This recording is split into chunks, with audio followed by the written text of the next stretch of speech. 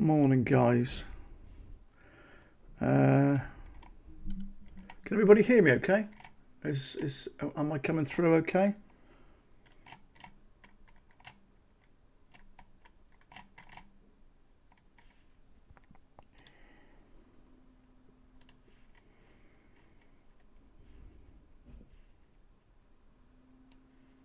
Sounds good. Oh, brilliant. Finally, I've got it working. For some reason, I couldn't link the actual... I couldn't link the... Well, this up with the actual stream, so but I'm blabbering on a bit, actually. I'm a little bit behind here. Let me find the right account here. I think that's good. Yeah, we're all good. Okay. Morning. Have we got Brant? Morning, Brant. Morning, Dylan. Morning, Jane. All good. Everything's working fine. Okay. Yeah, sorry, I'm a little bit behind here. I was just running around doing a few jobs at home. Wife's due home if I don't do the dishes. Load the dishwashers. I can have a miserable day. Okay. As the market open? Yeah, market's been open a couple of minutes. Let me just mark off yesterday's lows down here. I don't think we're going to hit them today. Let's have a little look. I always just mark off yesterday's lows and yesterday's highs. Okay, we're higher than yesterday's highs, so that doesn't matter anyway. Okay. Yesterday's highs and lows apply. Okay, right. Let me have a look. Yulan, is that how I say it? Yulan? Yulan. Good morning. Got some a new face, a couple of new faces. I think Jane, have I seen you before? Not so sure. Yulan, not seen you before, I don't think. Okay. I hope everyone had a good day yesterday. I just did the one trade yesterday.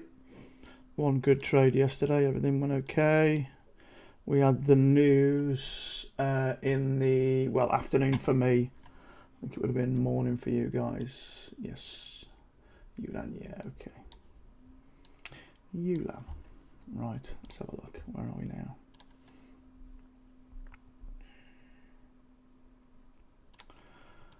Okay. Okay, so market's opened anyway, so let's see how we got on today.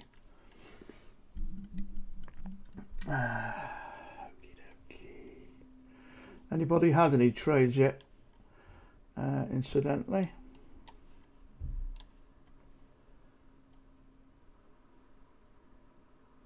Might get a little choppy. Two Fed guys speaking right now. Okay, we've had some news this morning. 1330 on my chart, which is, I'm assuming that's this spike here. And we've got some in about another 25 minutes. ISM manufacturing PMI. Both high impact news. So, let's see how we get on. Let's show this up a little bit more.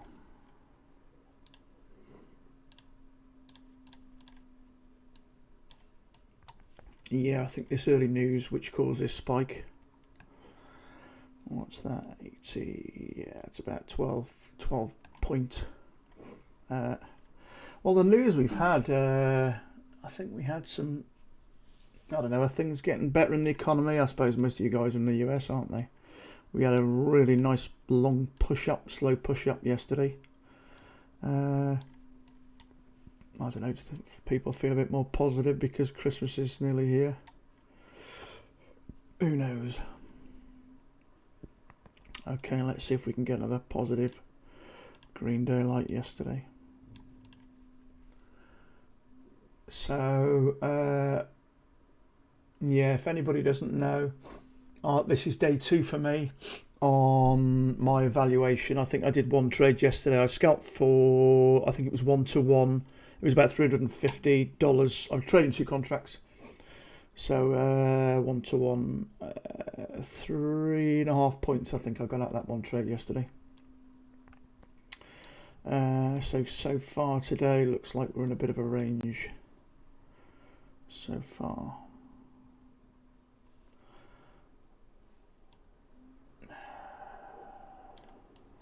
Plenty of movement anyway this morning.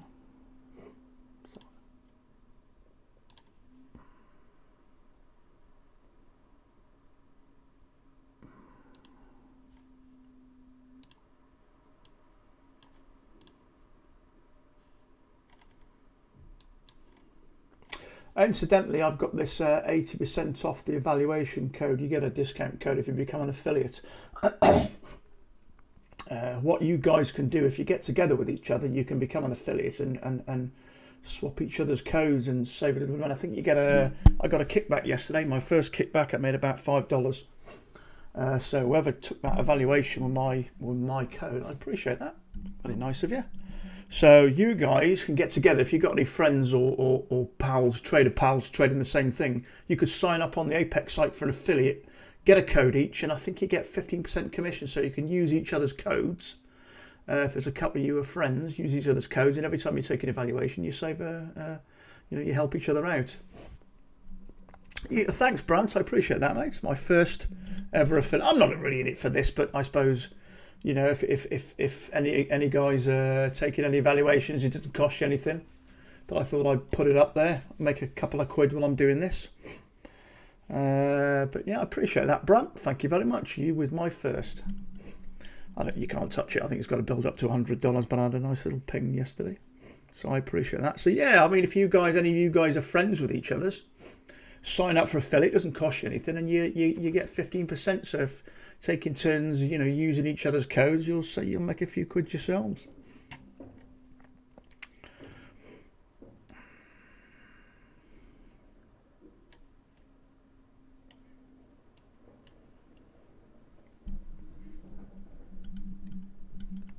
How many accounts have you got, Brant? I know some people have. The only thing that puts me off that is it's an extra $85. Once you get through to the PA stage, it's an extra $85 per. So if you've got 10 contracts, you're paying $800 per month. Which I suppose if you're in the earning stage is peanuts, I suppose, isn't it? But I suppose if you can get to your first or second payment, that boosts your income considerably. If you're taking $2,000 off 10 accounts, that's quite a chunk of change. That is.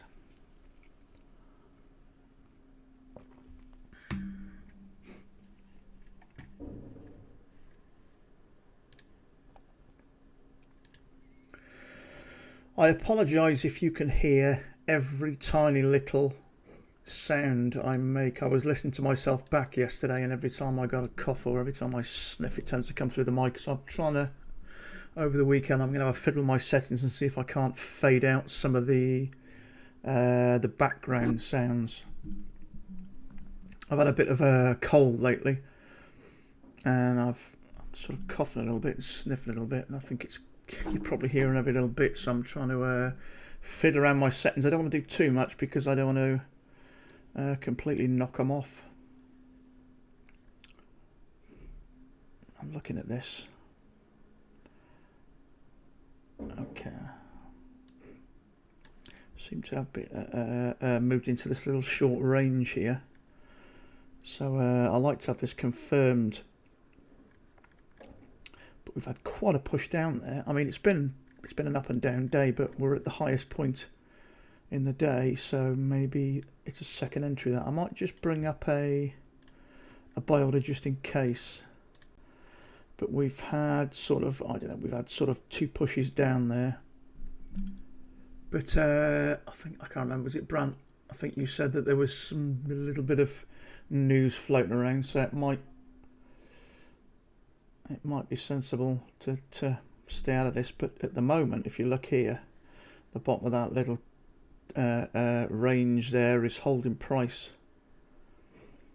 So there is a trade there, but 16 bars, isn't it? It's quite a chunk, and we are slowly feathering off, aren't we? So I might keep away from this. We're starting to feather off. Sometimes when that happens, we get a bit of a drop. So I'm going to do the sensible thing and the grown-up thing and leave that one alone. Famous last words.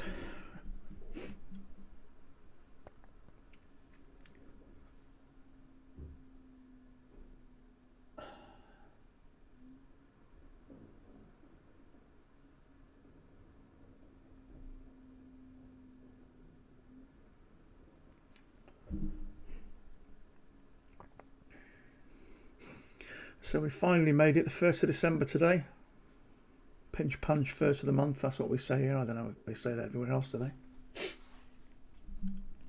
1st of December. So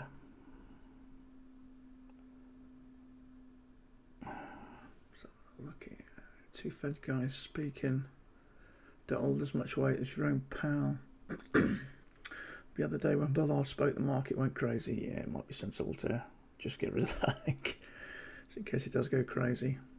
Cautious, yeah, absolutely, mate. I got caught out once by the news. Fortunately, I was only on a demo.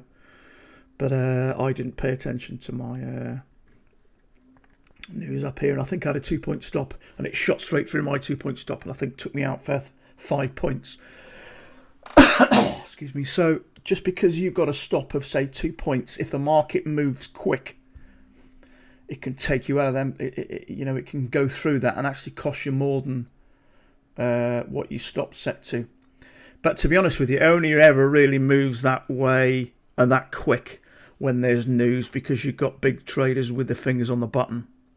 Other things like sort of any type of natural disaster can affect things, but it tends to affect it a little bit slower, giving you stop enough time to react.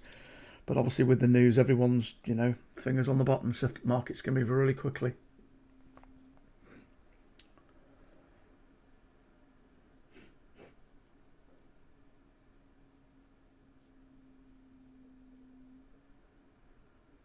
So we got two new faces. Jane Davis, sounds like a good British name, and a Yulan Giraldo. Where are you guys from? Are you US as well, or Yulan? Not sure where that name is. Where that name's from? Where are you guys from?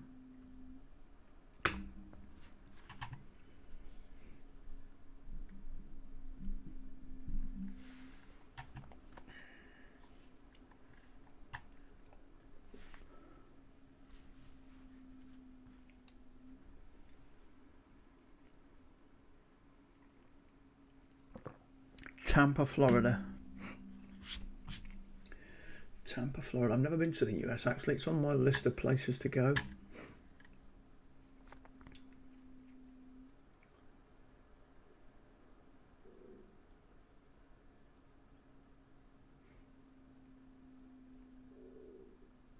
So that's Tampa, Florida. Is that North Southeast? Is that the West Coast, or is that?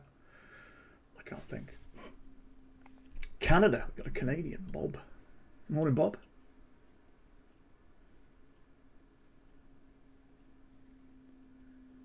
Kim. Excuse me. That's a new face, Kim. Morning, Kim.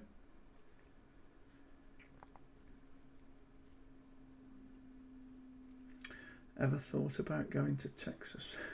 Is that for me, is it? I used to dream about going to America when I was a young lad. Never happened yet. I think Cuba's the closest to America I've been. Spent a few weeks in Cuba 10 years ago. Starting to change, I think, now. Yeah, Texas. Sounds hot.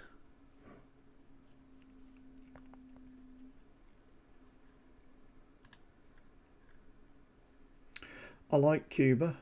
I enjoyed Cuba, actually. I'm not sure. I think you guys... Can you travel direct to Cuba now? I know you used to have to go via somewhere else, didn't you, to get to Cuba, but things of East Coast, North, South, East. Yeah, okay. So you're sort of from... looking at New York, you're sort of straight down, aren't you? Where it thins out at the bottom, I think. Yeah, I spent a few weeks in Cuba. Cuba's nice. Did Havana for a week. And then on the coast, North Coast. I think that's the closest to the US I've been.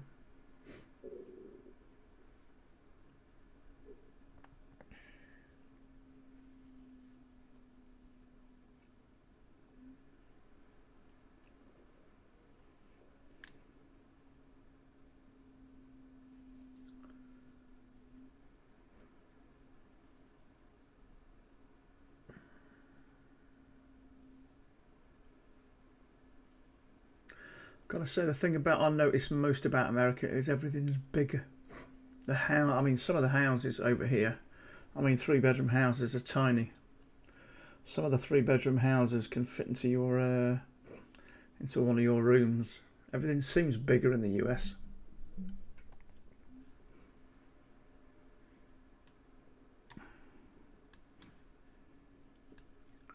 The cars are bigger.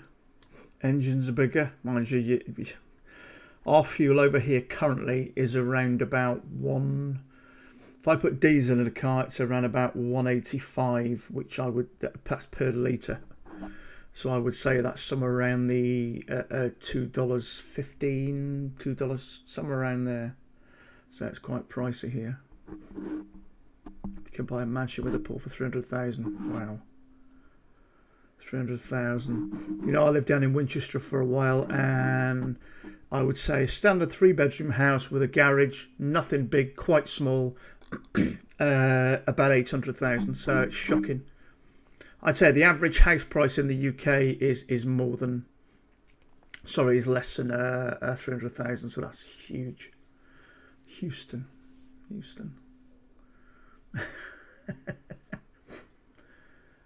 Yeah, house prices over here are just horrific. 2-bedroom starter homes, 150,000, which is, I don't know, $180,000, something like that. Everything's so expensive over here.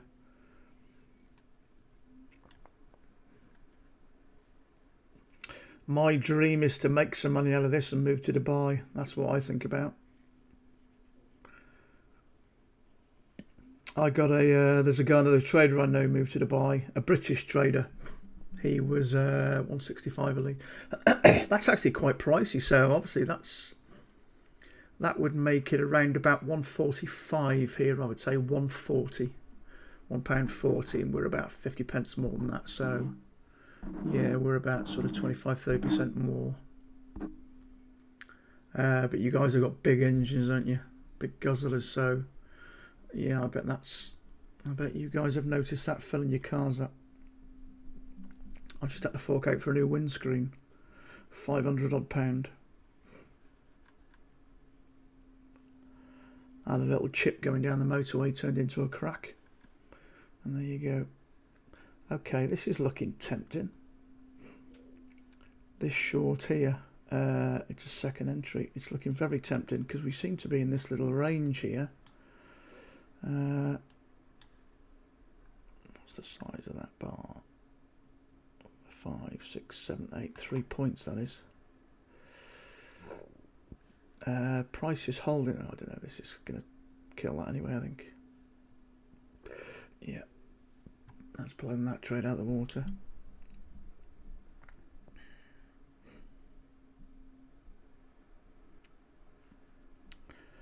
Okay, maybe looking for a shorty. We're in a bit of a range here.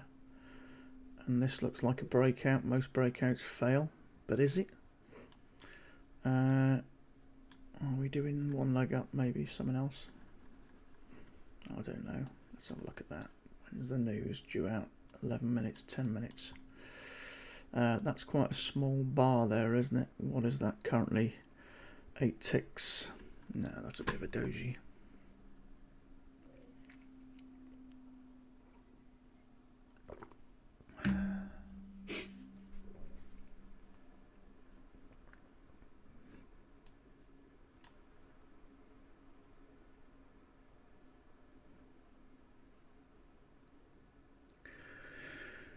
It's probably too close to the news.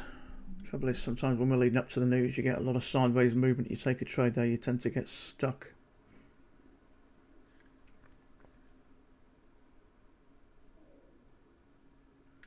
High for the uptrend. You might be right. So we've had 2 touches on here. Let's have a look. Yeah, it's working its way up there, isn't it?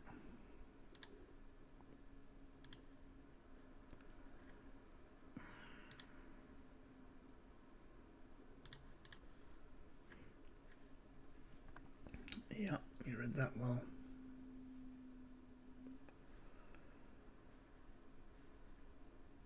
So if we get a big bearish bar here, that's a second entry, isn't it?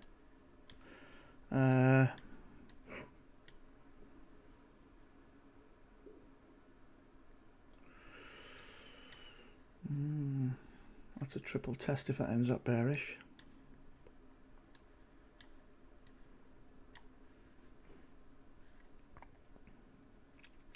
It is a second entry. Okay. Let's have a look at that. No. That's a shame. That was a 6-tick bar there. See if we get another one here.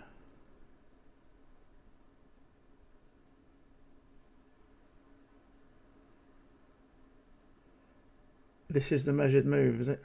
Let's have a look. This looks quite positive. Okay. Straighten the trade there. Let's have a look. Come back to the top of this line.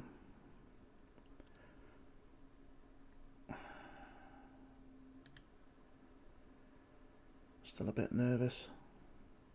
Go on, get in.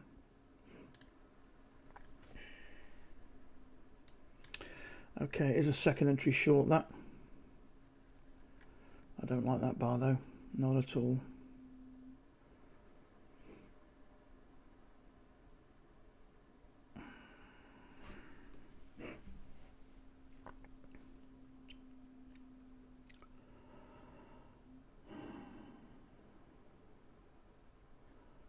Okay, let's go 1 to 1 here, which is about there, I think, isn't it?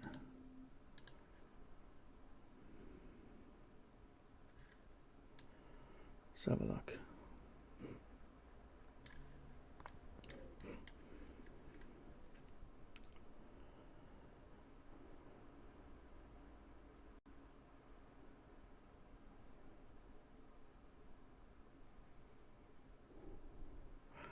I got to start learning to trust my trades.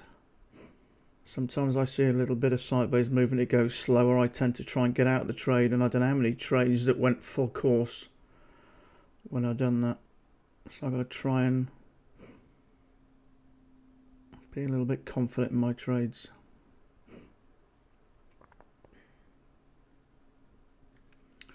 So there's one push down, little pullback.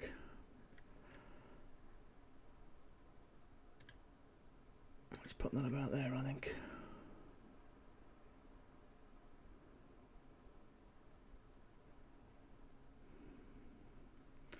It's going a little bit sideways here. I might. Where are we? News is about 6 minutes away.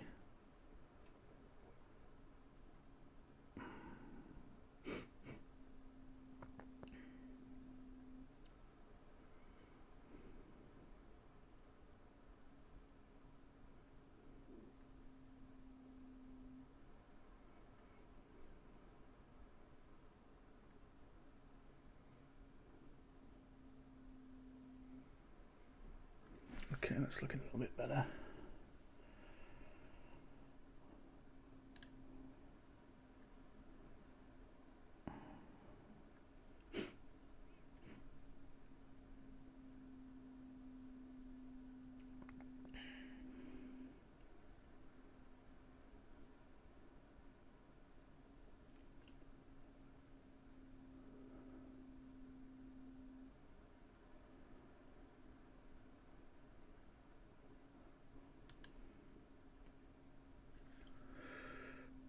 Look at this.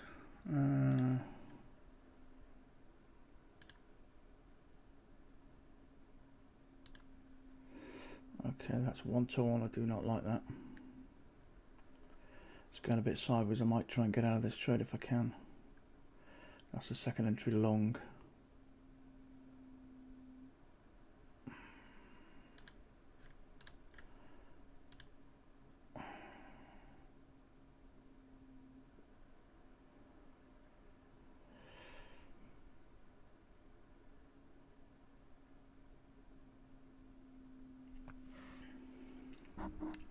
Which is triggered.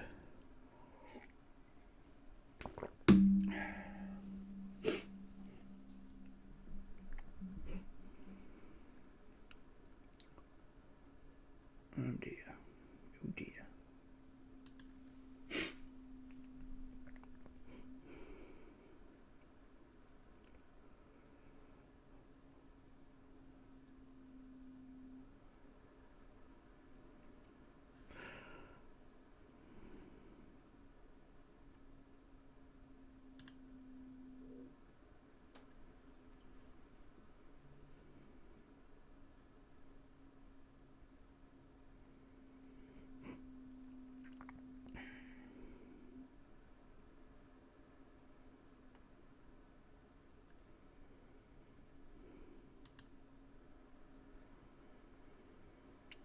That's a second entry long, which is triggered.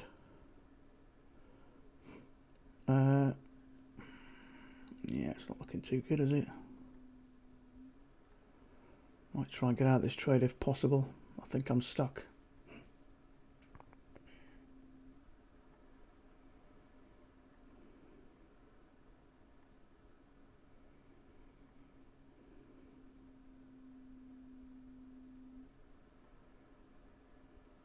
I'm just going to give that one extra tick.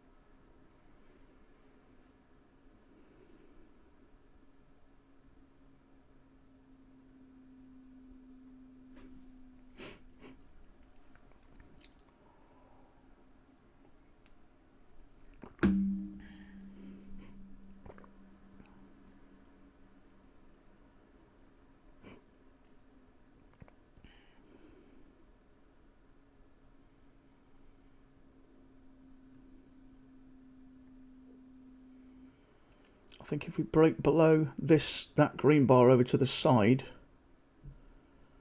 okay, yeah, this green bar here, there's some shorts. There was some longs trapped there, which is why when it broke below this bar here, it shot through and give us a price. Yeah, I very nearly come out of that trade. It just goes to show you sometimes you just got to trust your trades. It's a second entry. There's sort of, that's a measured move. Let's have that.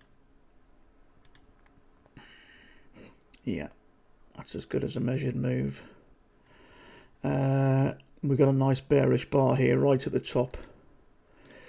It's confirmed here. It's been up twice and come back down. So yeah, sometimes it does go back up and nearly get there, but I mean ultimately that really doesn't matter. So we're up. What did we get there? 1, 2, 2.5, 2.2 3/4. Christ almighty. Quite glad I got out there. Yeah, see what I mean about getting in a trade. Sometimes close to the news it goes sideways like this and you get trapped. So it was an okay trade, but I think, to be honest with you, it was a little too close to the news. So I can count myself lucky there, I think. So we get 2 3/4 points, I think.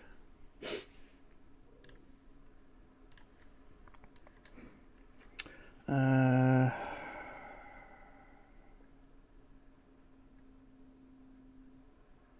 have a look. Half a point. Yeah, 2.7. 2.75, 2 3/4 points.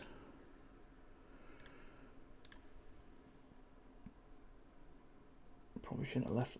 It was still quite moving when I took that, but then it went sideways. So I think, in all honesty, a sensible thing would have been to leave that. But hey, a win's a win.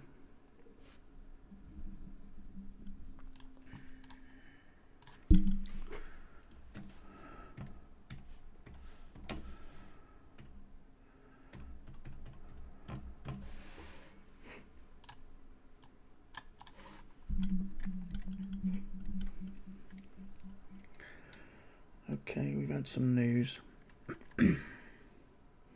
Nothing major. 10 points. Do you know one thing I don't get or don't fully understand is when we have this news, market seems to move quick. But surely when somebody delivers you news, they don't blurt out with it's bad news or it's good news, and which causes a big quick move like that. You tend to think when someone starts to read the news, it takes maybe a few minutes or a couple of minutes to figure out what the news is sounding like, but markets seem to move really quickly, like someone automatically blurts out, okay, on a scale from 1 to 10, 1 being the worst news, this is a 3, and then we get a quick move.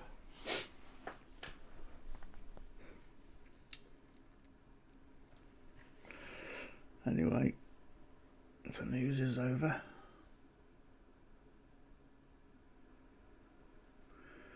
So what I'm going to do is make a quick copy of this chart. Duplicate window. We can get rid of that. Excuse me a second.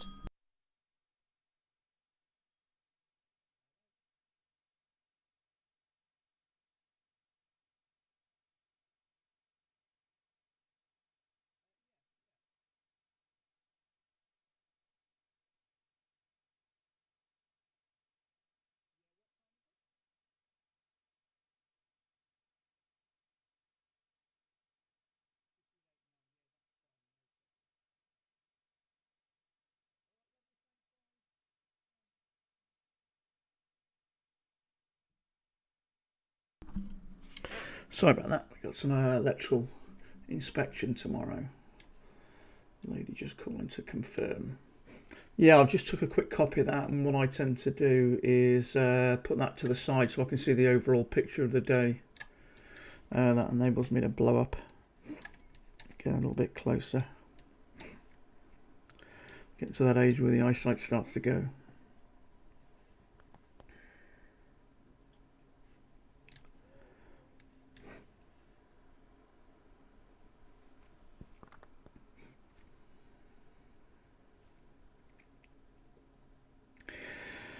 It's weird, isn't it? Whenever you get this news, even if it's sometimes obviously that news was slightly negative, but it's weird how it spikes up initially first, isn't it, and then comes down. So it doesn't matter really. Well, our type of movement, it doesn't. If we're in a long trade and it's good news, it doesn't seem to make a difference. That's sort of, well, I wouldn't call it bad news, but it's probably not as positive as people may have thought. But it still spikes up first. So if we were in a trade there, it doesn't really matter which way you're in a trade there.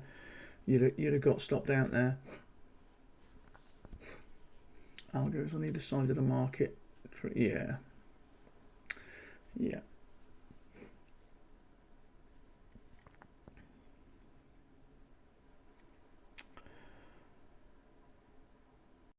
I like that type of bearish bar, I do. Nice and tight to the underside of the EMA. It's a place where I like to go short. That's a second entry short. It's quite a big bar, isn't it? 89, yeah, it's nearly a 5-point bar. And we seem to be at the bottom of this range area again, so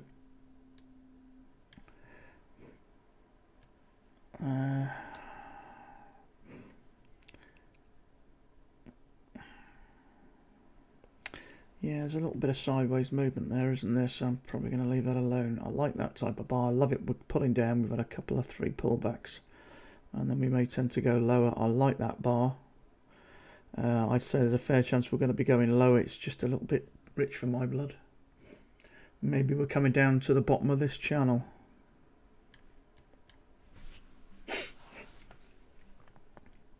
So if that was a little bit smaller, it's about a 5-point bar. I've gone short there, but with this big quick movement, I'd rather give the market a chance to settle.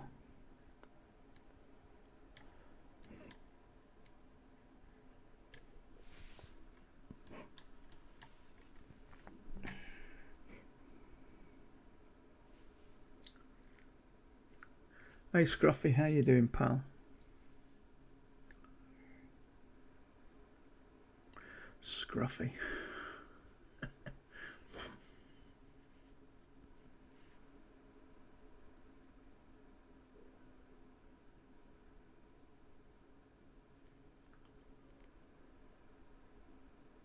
That's remind me, you're London, aren't you, bud? I think you're London.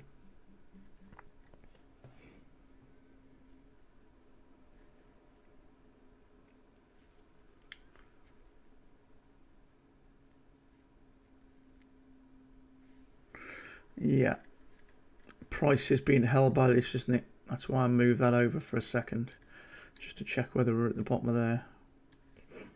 Although this move was a push down, so whether we're going to continue down or not, who knows. But yeah, like you say, midline, things can bounce off the midline, but obviously this big push down there tells me that we may push further down to here. But yeah, that's certainly an area of caution. Never paid too much attention to the midline really, but you can see along here, can't you, those prices there, midline here, close to the midline, here on the midline, here on the midline, so it's obviously playing an important part.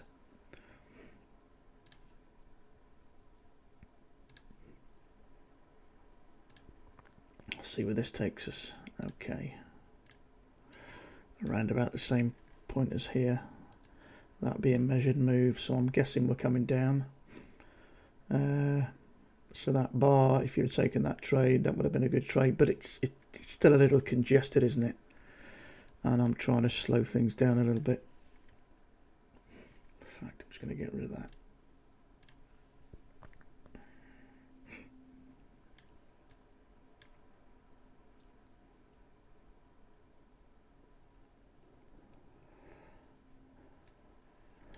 So I think I've got some news. That's it. That's all the news now. I think that's it for the day. That was the ISM manufacturing PMI.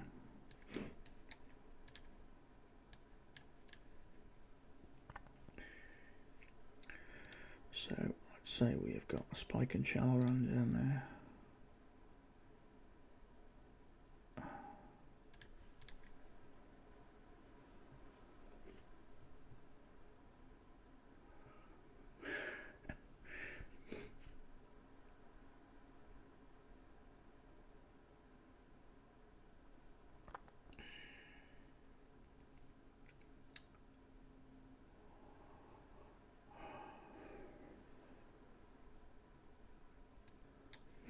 Everybody done your Christmas shopping? I haven't even started mine. Wife and daughter have been out spending the money. I'll find out what's left.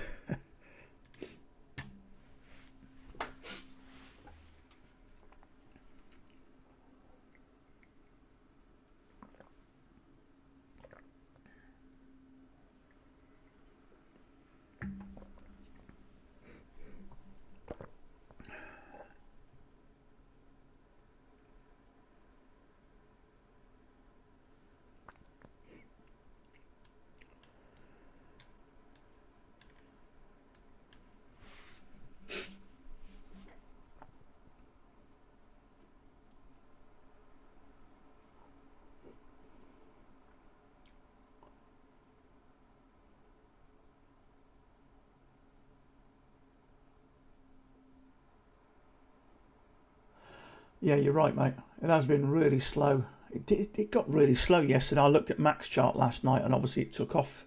I'm assuming after the news, it literally just kept going up. Wife keeps nagging me to do it, but I'm putting it off.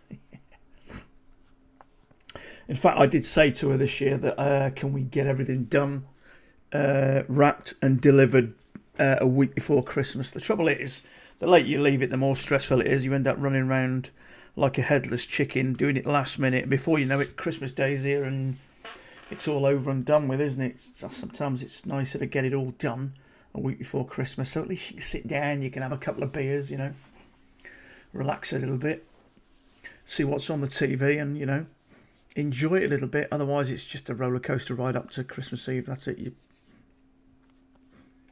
But my daughter's getting to that stage now where shopping's getting a little bit easier. She's 14 now, so. And don't forget about, I don't know, about 7 or 8 years ago, we got this 3-story doll's house, which came in, I don't know, about 1,000 pieces. So we decided to build it Christmas Eve. And we had some friends come round, stay till about, I don't know, about 11 o'clock at night. And they went and we started building this doll's house. And we finished about 4 o'clock in the morning. and we'd literally just gone to bed and my daughter woke us up, so we'd had an hour's sleep. So we said from then on we'd never build anything again, we'd leave it till Christmas Day.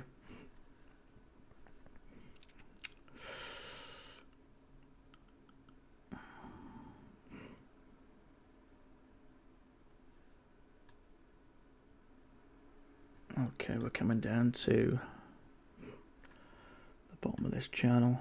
Are we going to continue down, or are we going to stay here? I noticed lately markets, well, so far so good. We've had it's hit this 3 times. But a lot of the time when you get these range days, I remember back 18 months ago when I started, these range days it tend to go up and it hit the same point more or less every time, and then obviously when it went a little higher, that was your failed breakout hopefully. But lately, every time it goes up, it's hitting a different point, and obviously vice versa. We're on our measured move. Let's see how we finish here. Yeah, amazing, isn't it, how that line holds that price. Okay, so we know we're at the bottom there.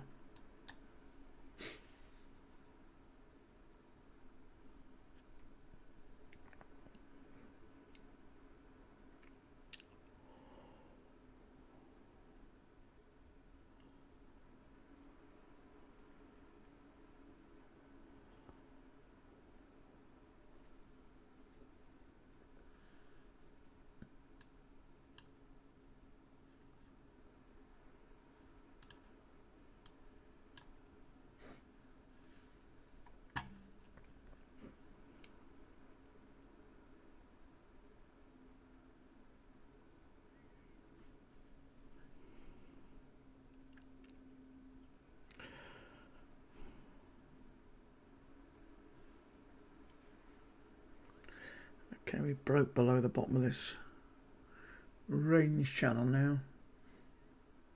Depends how bad the news was. Whether we're going to continue down or not. That's a fair old push down. I certainly wouldn't be shocked if we tanked out the bottom.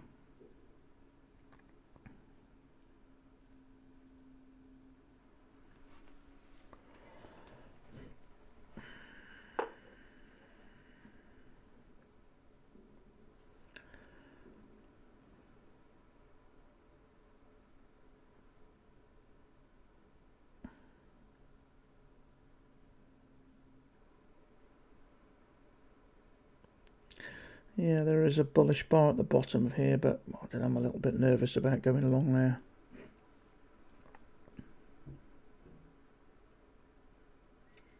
Yeah.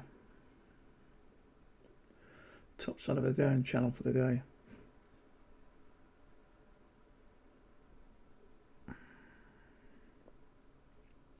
I'd like to come up a little bit. Maybe a little bit of a pullback and then finish bullish. I mean, I think you'd have got your scalp, depending on where you were trading. If you're doing 1-to-1, you'd have got that. I don't know. It's just a big push down, isn't it? I don't exactly know what the news was, whether we're going to get a little bit of pullback and then continue down.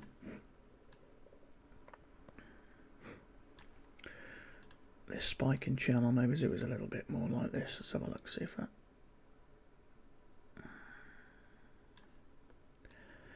Yeah, see, the trouble is you can keep adjusting these, and if it breaks out, you can adjust them. But I think what you've got to be aware of, if we do get a breakout and a new low, that could be indicating we're going higher. And if we're going to go higher on this chart so far, it's probably going to be at the bottom of this range. That's the trouble when you keep adjusting these. I mean, it's certainly holding along the top line, isn't it? And the bottom line looks pretty good.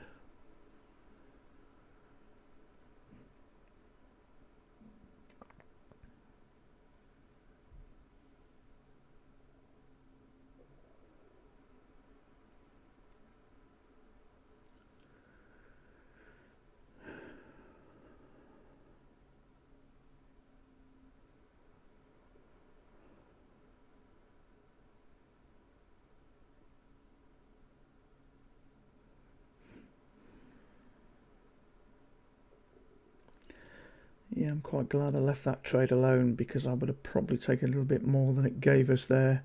I'd have expected it to come up to here and I'd have probably held it, and then I've got to say, when you make a decision to leave a trade alone and then it goes against you, well, I say it goes against you, technically made some, but to me that I don't think I'd have I tend to take 1-to-1, and I don't think that would have given me 1-to-1. I'd have probably held on a little bit.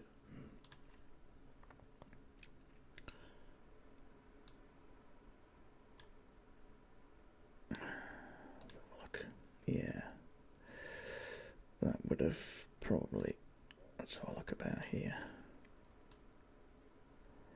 Yeah, that would have just given me 1-to-1, I think. But obviously the market's got other things in mind. There's the breakout and a little bit of a pullback, so I'd say maybe, if you look at yesterday, we had one massive big push up throughout the day.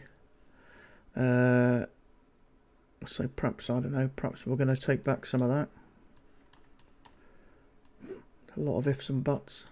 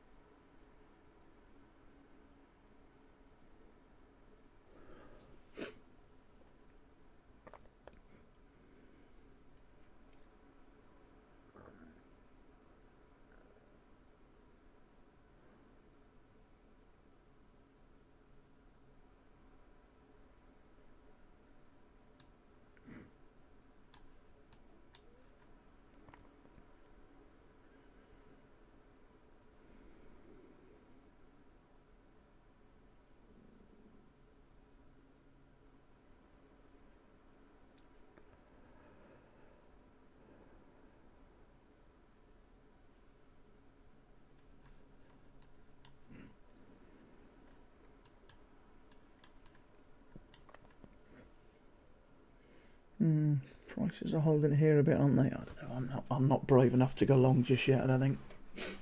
We've had quite a good push down. We are going to quite likely make some of it back, but I don't know. I've been caught out with these before. They tick above and then trigger you out, like that, trigger you and then stop you out.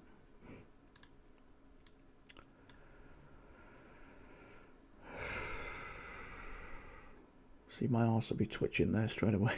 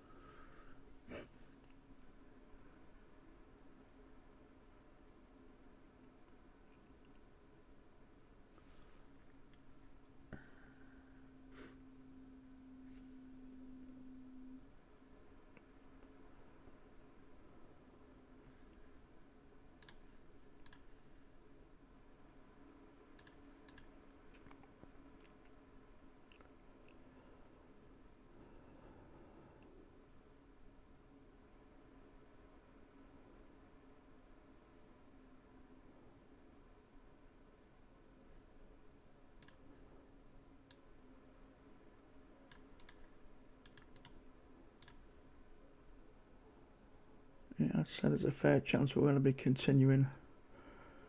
If anybody took that, see, what put me off is that sideways movement. That's one thing, and there you go. If anybody had taken that long there, you'd be out.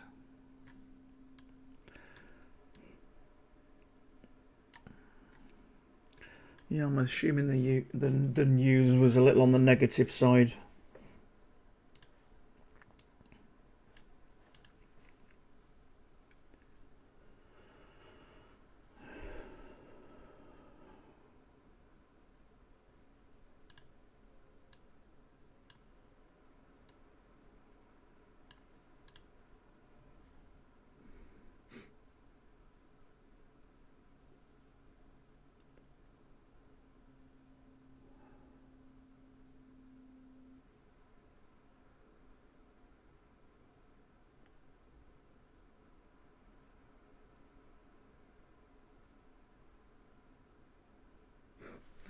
Yeah, that's the trouble, isn't it? You can't.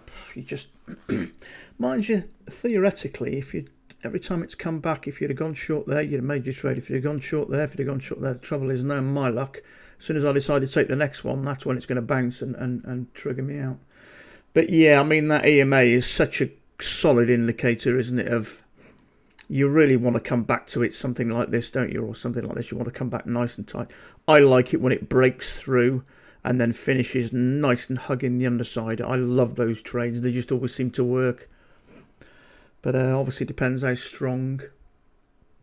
Yeah, exactly. Excuse me a second. Excuse me a second.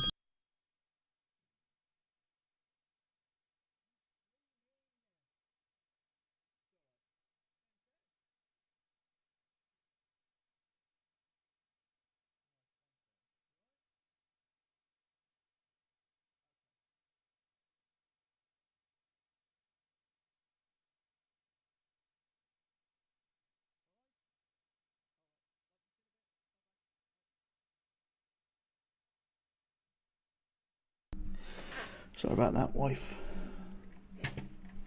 Where's my dinner? Is the washing up done?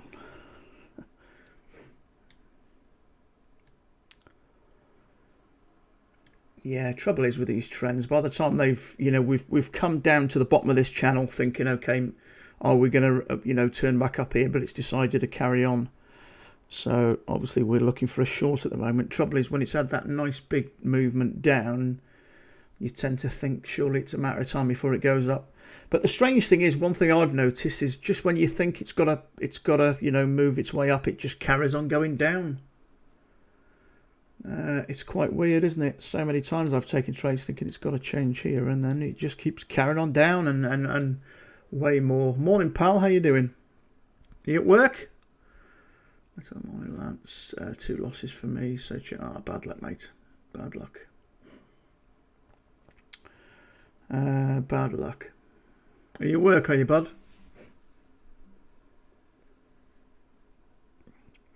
I've just had the one. I took it at the top here. Fortunately, I got my points before we had that news. In hindsight, I probably should have left that because we went sideways then. So many times I've been in a trade before and it's just gone sideways. But I got 2.5 points out of that one.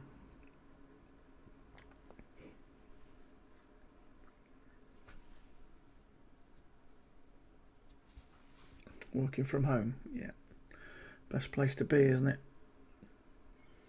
You're up north. I'm guessing it's a bit fresher, is it? Where you are, it has cooled down the last couple of days. It didn't seem 5 minutes ago, does it? Since we were at 40 degrees, we had all that warm weather. But it's been quite mild lately. I'd say the last 2 to 3 days. Thank you, mate. The last 2 to 3 days, it's cooling down. Yeah, I think it was an okay place to take a trade. Nice big bearish bar right at the top of that line. We've had 2 prior, but it was a little bit too close to the news. So I think I was a little lucky there.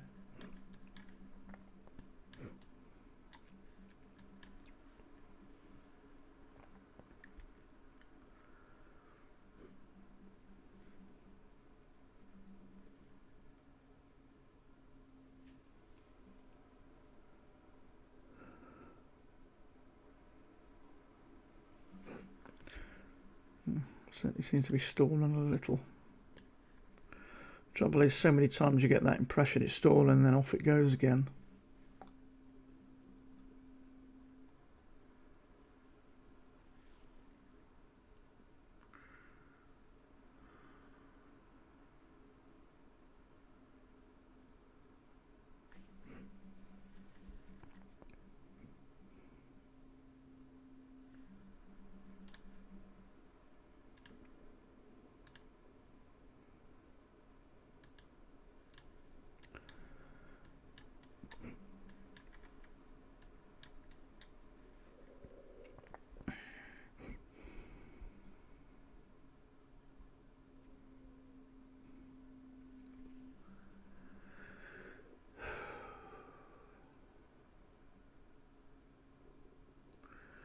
So we've had a little bit of a break at this channel.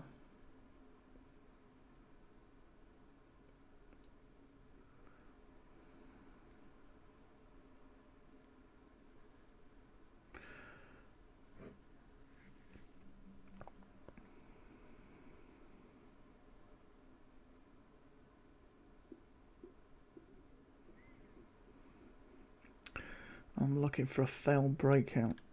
Let's see where this comes to. Okay, we had a first entry. See, in this type of market, sometimes these just drop down, but I'm a little bit more aware of them now. I like to have a lower high. We've had a breakout this channel now. Maybe we'll make a new high, maybe we won't. Depends how strong the downtrend is. That's probably likely going to continue down, but that's just a first break, that is. I want a little bit more confirmation before I go short there. We've hit this line once, we've hit it twice, so I'd like it to come back up a little bit.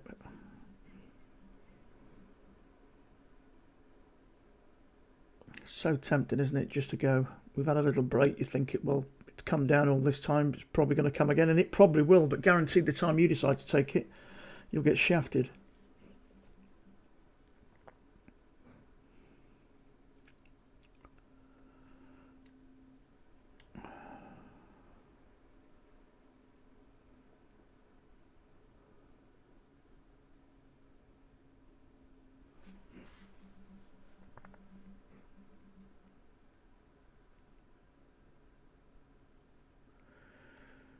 So I'm looking for a lower high.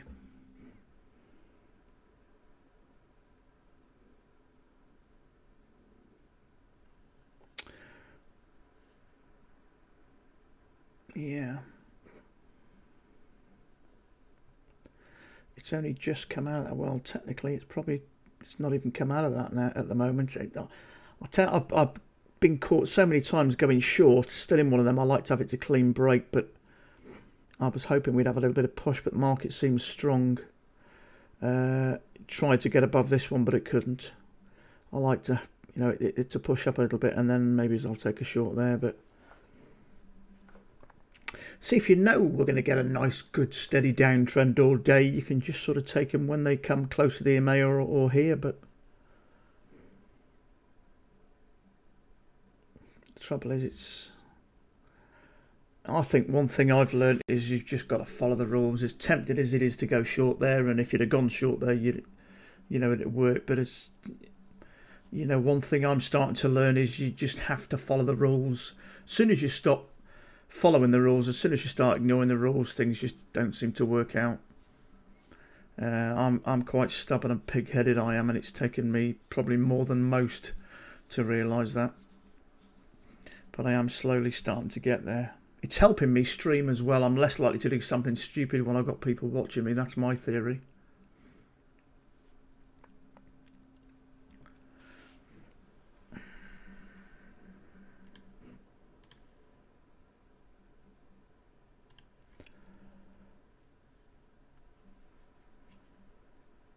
Yeah, I see. Just when you think it's slowing down, buff, off it goes again.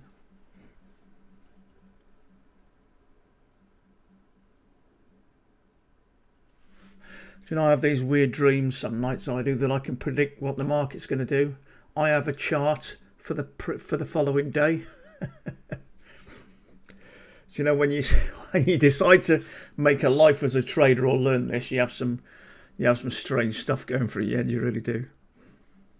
I've spent so much time on YouTube looking at apartments in Dubai and which new Mercedes or BMW that's come out that I'm eventually going to get. But I suppose it helps. It keeps pushing me on. I love doing stuff like that. Sometimes if I'm in on my own in the evening, I might just decide to have a look at some of these Dubai apartments. That's the sort of sad life and existence I have. I've changed my job, mate, and I work Friday, Saturday, Sunday, Monday to allow me to trade. I've actually gone to driving HGVs. I was a chef by trade. That's what I did for years, and I wanted to just change my hours so I could trade. And I know there's a massive shortage of HGVs in this country, so I did my class 1, and that's what I'm doing. But it enables me to focus on what I want to do. So I drive trucks now, big Arctics, which is perfect. The money's pretty good, and enables me to trade 3 days a week. pandemic. Yeah, I think I left chefing a few years ago. Trouble is, the money's poor over here. Hours, split shifts. But I think it's the one job that I've done in my life where I never really felt like I was at work. You know, I was, some jobs tough like, but yeah. But you got to do what you got to do. This is my dream. This is what I've been working for the last 2 years for, and I believe, if I keep working at it. Fortunately for me, I'm quite an obsessive type of person.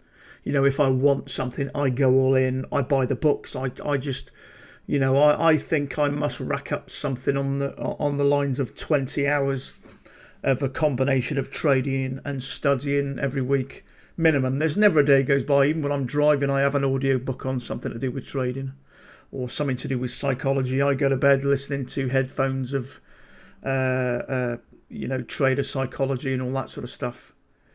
But I think to learn this, you've got to be a little bit obsessive about it. It takes time. And I think if you want to do this, a couple of hours a week, then, it's going to take you a long time. You had 7 restaurants. You must be rolling in it, mate. You must be loaded. 7 restaurants. Yeah, I mean, I've worked in restaurants and hotels and all sorts of, places over the years. But I worked in hotels with straight shifts, and then everything started to, a bunch of years ago, started to go to split shifts. And so we've had a break out of this channel, and we've made 2 legs down to a new low. So are we going to try and work our way back up, maybe to retest the bottom of this range, or we're going to continue down? We certainly seem to be starting to move sideways a little bit.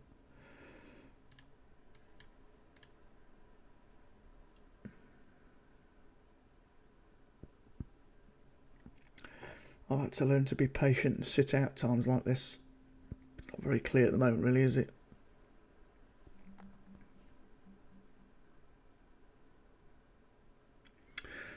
Yeah, I suppose. Yeah, you'll always get some that do really well in some, maybe popular areas. I know even people like Jamie Oliver's had some major issues with restaurants. I know he's lost a ton of money and lost some restaurants. So even the sort of maybe some of the most well-known chefs in the world have found it hard. And I know lockdown did a lot of damage to you guys and that type of industry. I know we had this eat out for something or other. I think it was it 50% off food deals in most places, just to try and help the industry get back on its feet. But obviously with the prices of things and inflation at the moment is stinging everybody, I suppose. What do? You stop eating out, don't you? Amongst other things. So it's people like the sort of food industry that's going to suffer. I mean, you tend to think, hotels and restaurants, they'll always be busy, but, everybody's got to eat, right?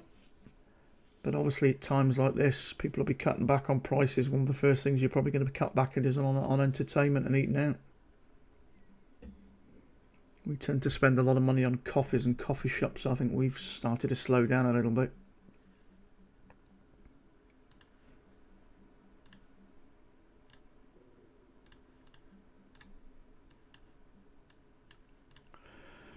Two legs up. Bearish bar. What do we do? I don't know. I'm taking that short right in the middle of this if I did. And I'm not really comfortable with that. It is a second entry short. It's looking quite a nice bar, but it's 3 points plus. Absolutely, mate. Yeah. Wheat storage, palm oil. Yeah. Things are really getting pricey. Even things like pasta, cheap bags of dry pasta you can get in the UK for around about 49 pence. 7 or 8 months ago they're £1 now. They've doubled. Everything's going up. In fact, fuel's come down just a little touch over the last few months, but everything else, food's going up. I mean, we're okay. We don't earn bad wages, so we manage okay. We've got to be a little bit careful, but there are some families that are really going to find it hard. It's those single single parents with kids, little kids, and I think worries me.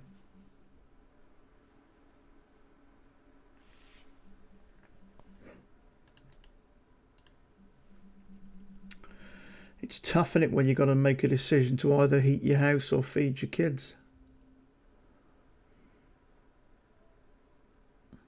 But then we get sort of loads of people coming over, loads of asylum seekers coming over, from the continent, and we throw in so much money. I mean, I know I've seen we've got ex-servicemen on the streets over here, but yet the UK government will be paying a fortune to keep asylum seekers up in hotels. And it's wrong, really. People have served their country, and you've got young mums with kids, maybe single parents with kids, and they're struggling, but yet we're giving millions away and paying a fortune to keep people up in hotels.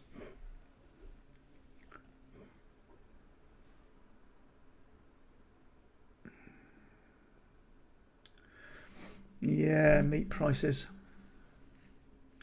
It's everything, really, isn't it? I've noticed beef. I went to pick up some stewing beef today. It was over £5 for a small pack. Maybe that was £3.50. 6 months ago, everything's going up. Chicken's not so bad at the moment. That hasn't been affected so much. But beef price and lamb prices are shocking. You're paying a leg of lamb. You're paying £25 over here for a leg of lamb.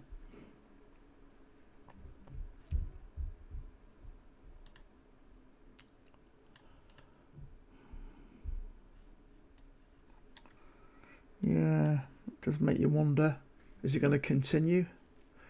I think it was a given that this was going to happen from lockdown. There was that much money governments injected into people's pockets, helping them out during the pandemic, and it was worldwide. I think it was a matter of time before things were going to get difficult. Money's got to come back somewhere, isn't it?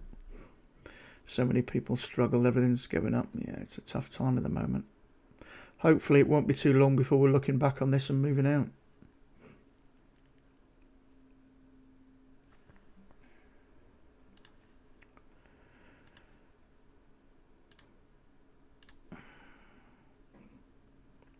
So we've had a break here, 2 pushes up, and we're holding on this line again.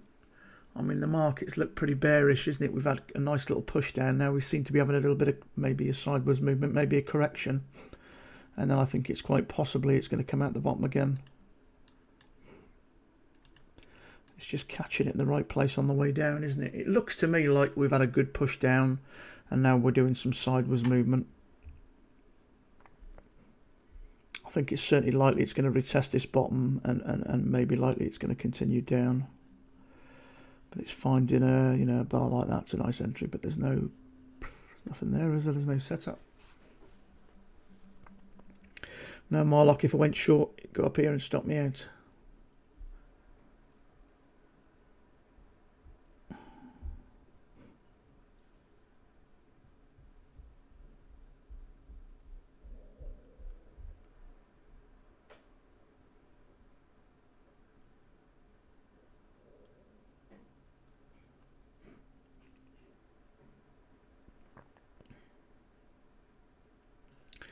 Okay, if I look at that first entry, let's have a look. Second entry.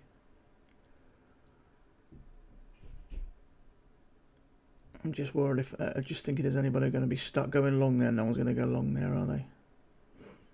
Okay, maybe. If this becomes bearish, that's a higher low. That might be a good place to go short. Let's have a look. I think we're coming down at the bottom here. I wouldn't be shocked if it...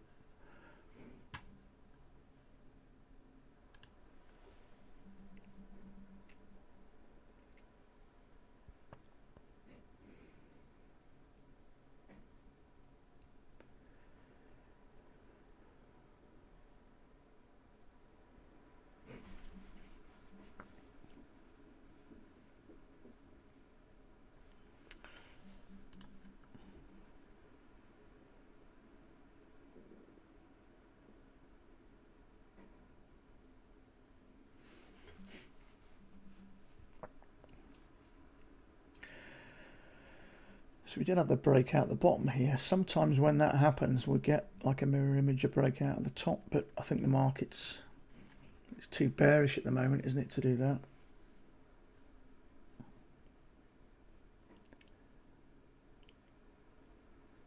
See, that is...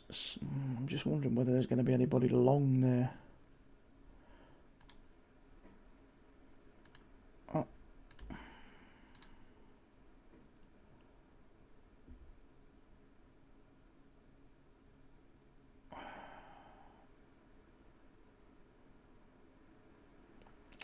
I wasn't quick enough there.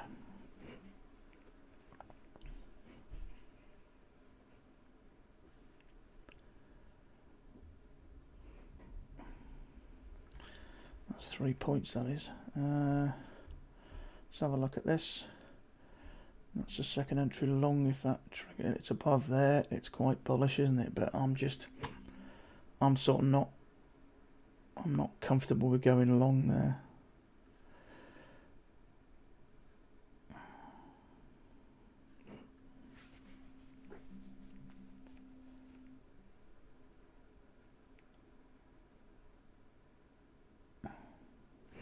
So it looks like we're going to move high. First entry, second entry.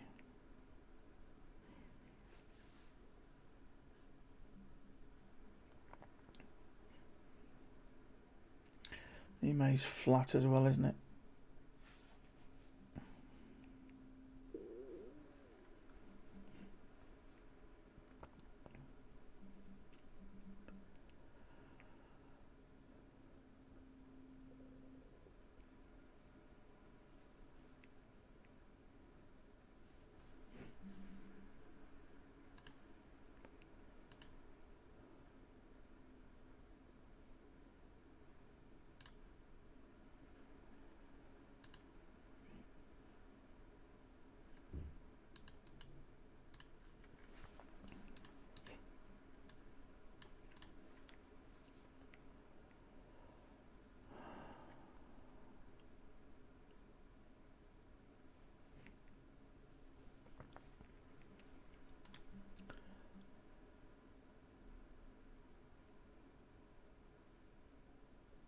I'm a little bit nervous about taking that.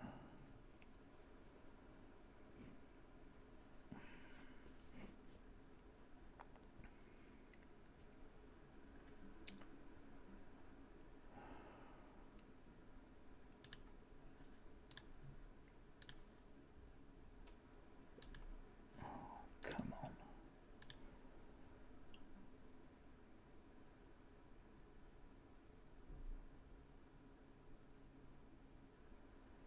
Oh, crikey. I think I got lucky there.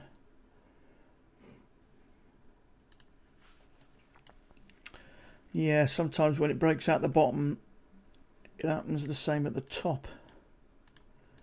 So maybe that's happened, or maybe we are slowly working up.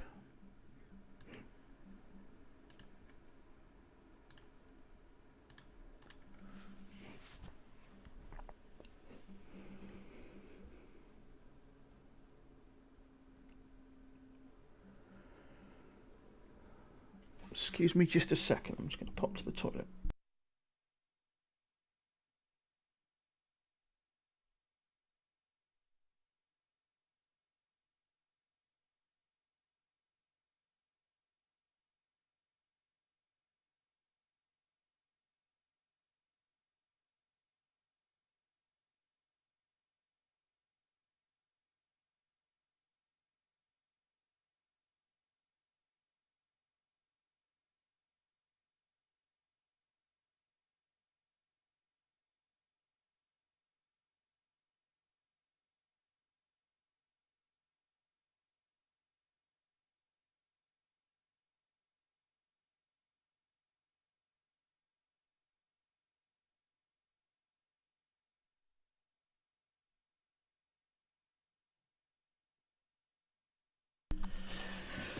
Okay.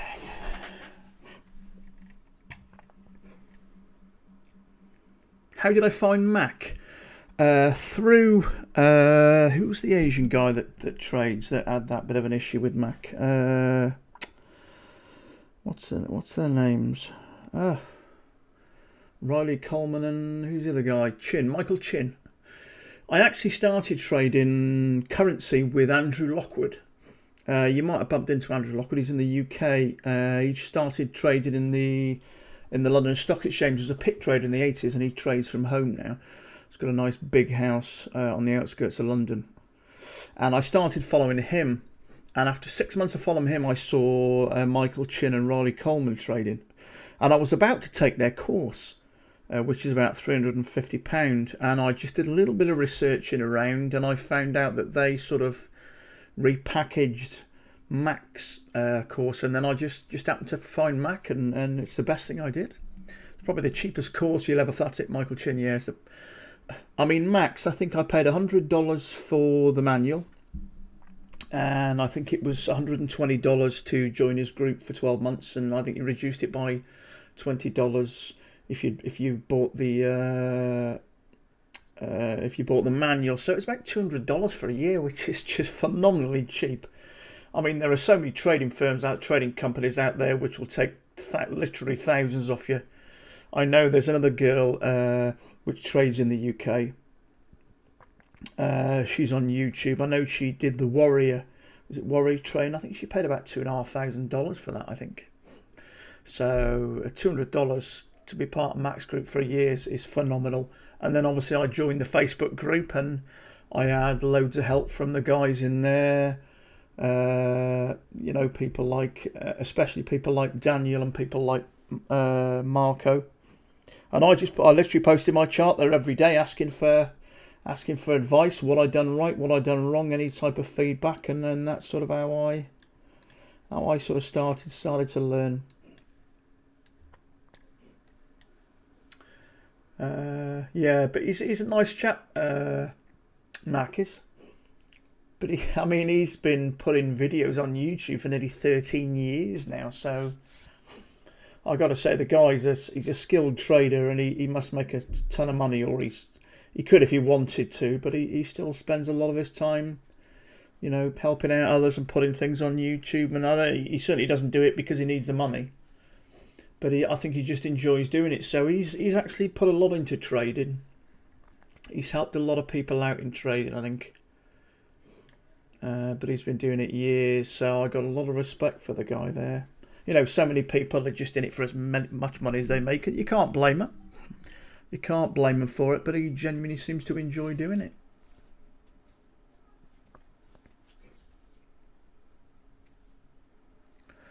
I don't think there's many others in the UK that I know of. I think Scruffy, I think he's UK.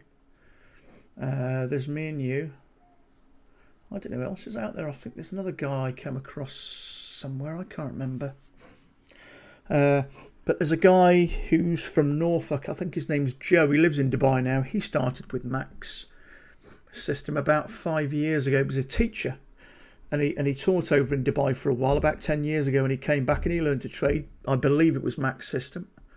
And he moved out to Dubai, I think he's probably about 18 months ago.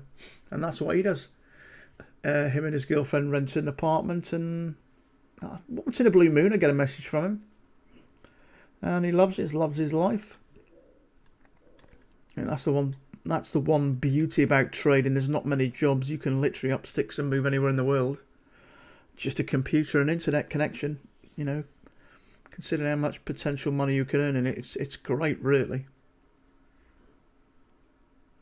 It's great. Especially through things like the pandemic, so many people lost work and businesses. But really, with being a trader, it doesn't really matter what's happening in the world, Markets could be crashing, markets could be booming, we could have another major pandemic, God forbid we won't, but it doesn't seem to matter what happens in the world. Traders can make money. It doesn't matter if the markets are going up, they're going down, doesn't make no difference.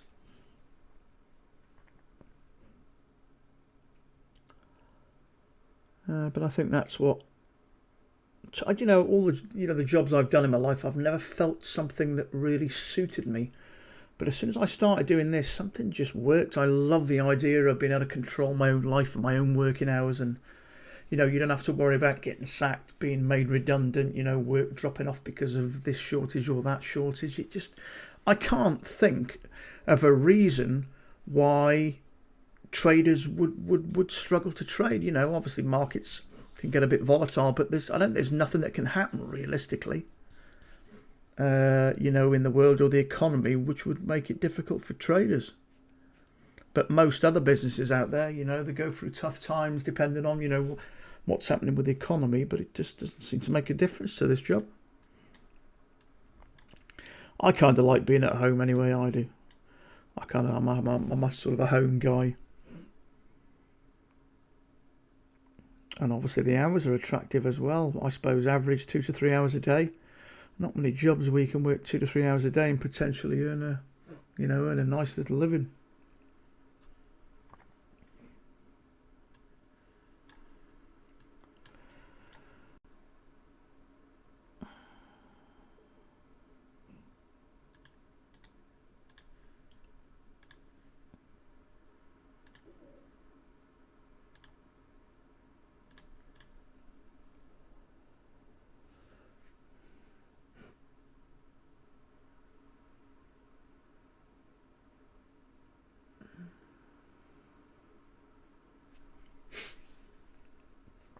Do you use Streamlabs, do you, bud, for your streams?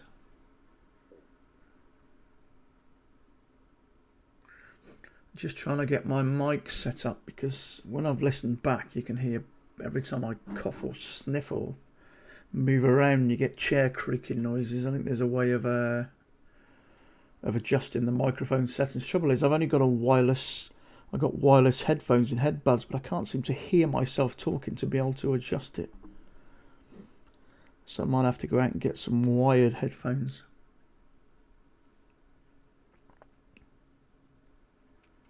There's quite a few videos out there on how to work the settings, but the trouble is a lot of them about 2 years ago, and there's, you know, OBS. Yeah, I started with OBS, and then I think Marco said he used, I think OBS, isn't an OBS open Streamlabs? Because I know a lot of people on YouTube refer to it as a Streamlabs OBS, but it was Marco who recommended it. Streamlabs, I just use for my overlay, but OBS, yeah, I might have to have a look at OBS. Took me a while of messing around trying to get my settings right, so because I just found out the picture was just awful and grainy. But I seem to, someone set up your bitrate. I've got my bitrate at about 14,000 kilobytes per second, but I keep hearing a few people saying it needs to be around 600 or 800. As soon as I drop mine to 600 or 800, the picture goes grainy. But I think my internet, now and again I get a little yellow warning light come on, but it hasn't so far interrupted the stream. I've just come up again, error, please use keyframe frequency 4 seconds or less, current keyframes and not sent often enough. This can cause buffering.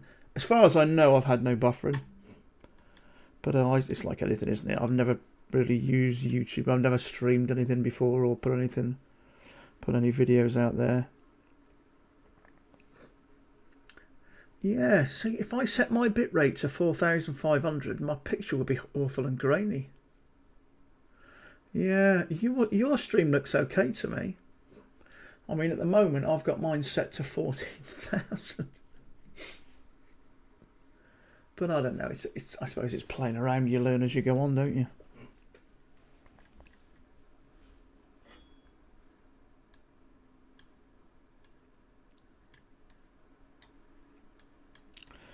The trouble is, a lot of the videos showing you how to do these things are a couple of years old, and, you know, software's changed or updated, or, you know, a new version's come out and things aren't always the same. So we've had this push up, we've had this break 2 legs down. What's making me nervous? That's what YouTube suggested, yeah. Oh.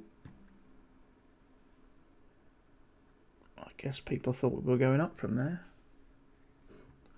Yeah, it looks okay. It seems to be working. I do get this error message pop up, but so far it's not affected the stream. So if it ain't broke, leave it alone.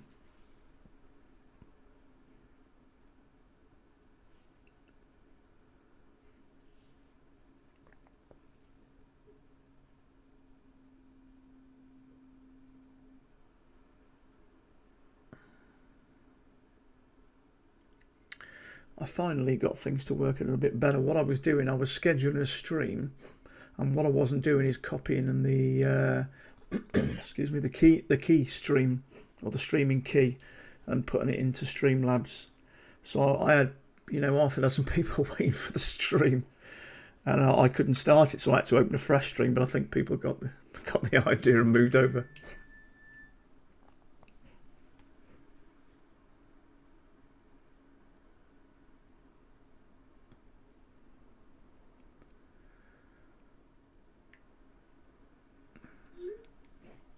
It all takes time, doesn't it? I'm not as techy as I used to be. I used to be a little bit more techy, but not anymore.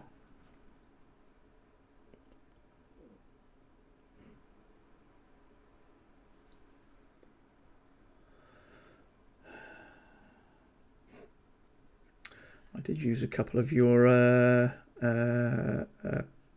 codes. I think, was it last week before last, I think. A couple of your codes. Your affiliate codes. I had my first one yesterday, courtesy of Brandt. $5.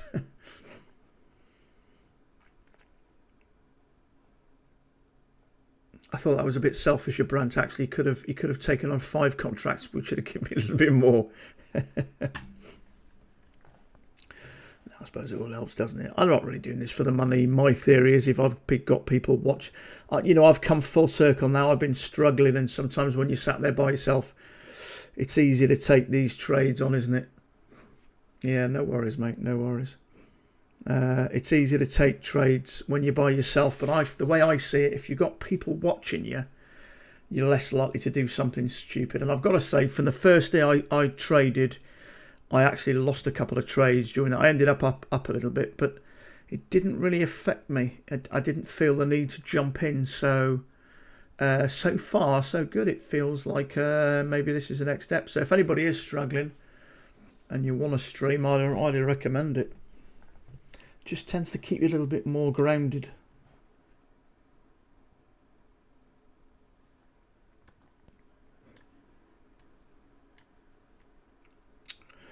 I've got to say, Bud, those Apex changes are phenomenal, aren't they? Almost sort of too good to be true. I thought I was going to wake up and it had all been a dream. Amazing, isn't it? So theoretically now you can pass an evaluation and get funded in a month. Amazing that is, I've got to say. Amazing. I've got to say, they do seem on the ball. He's certainly making a statement, I've got to say, Daryl. I wouldn't like to be one of the other prop firms at the moment after hearing what they've, Yeah, they are. I've got to say, I had my doubts initially with Apex. I heard a few things, but I suppose you're always going to get upset people. I think there was some rumours going around about a guy had been turned down. He'd had $30,000 in his account and he'd been turned down. And you know what bad news is like, it spreads. But apparently it turned out that I believe him and a friend had one had gone long and one had gone short max contracts on the news. And I think one of them had hit $30,000 in his account. And I believe he traded micros then for the rest of the 25 days. Which is clearly manipulating the system. So, but yeah, I've got to say, there was something else about a guy at $18,000 and he'd accidentally left a trade open and come the end, when the market shut for an hour, took him out and shut down his account and he lost his money.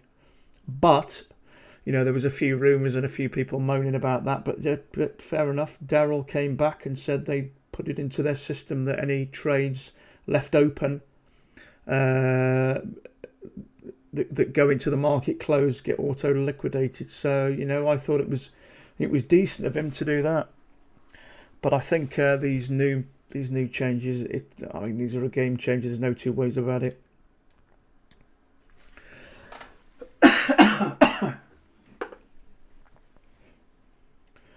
And obviously seeing the chatter going around, people were stunned. I think We all like good news, but that's almost like Christmas had come early.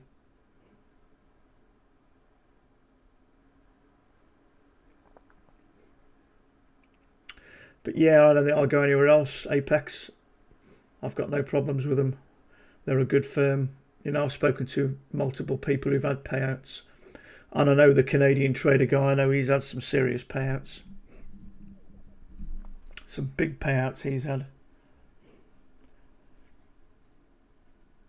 So yeah, I'm happy. I'm even happier than I was last week.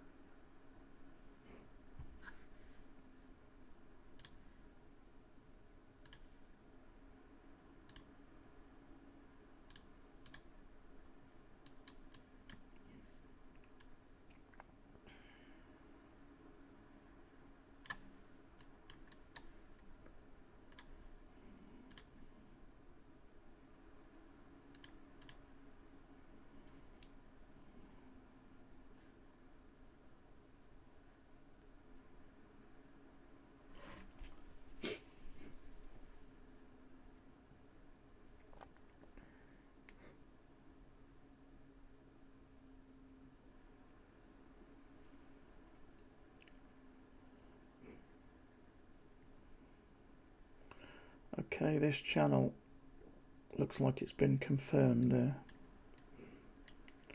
So I'm looking to go long here.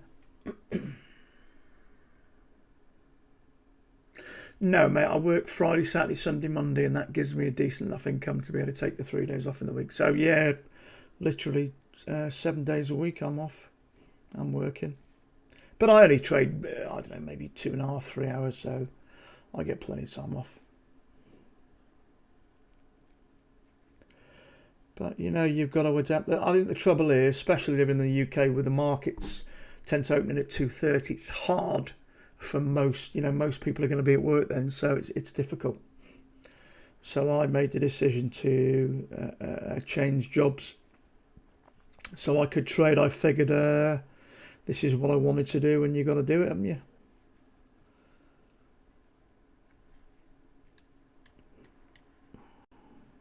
But fortunately, with the driving industry the way it is at the moment, there's a massive shortage.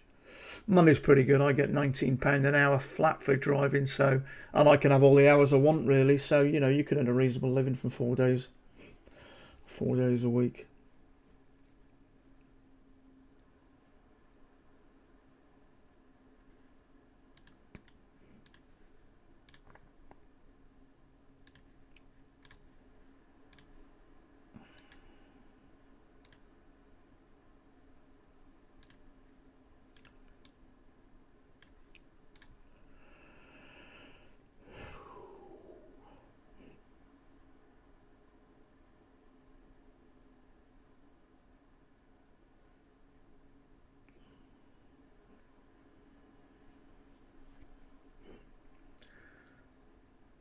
Just wondering if there's going to be any shorts here trapped anywhere.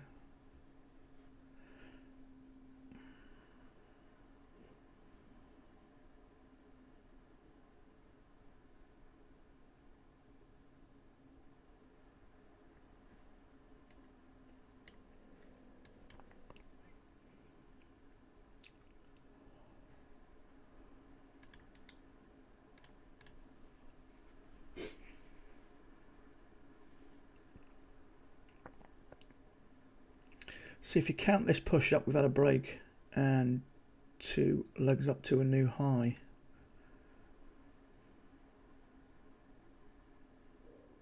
So we don't necessarily need to make a new high from this breakout. We possibly will, but they're quite bearish then.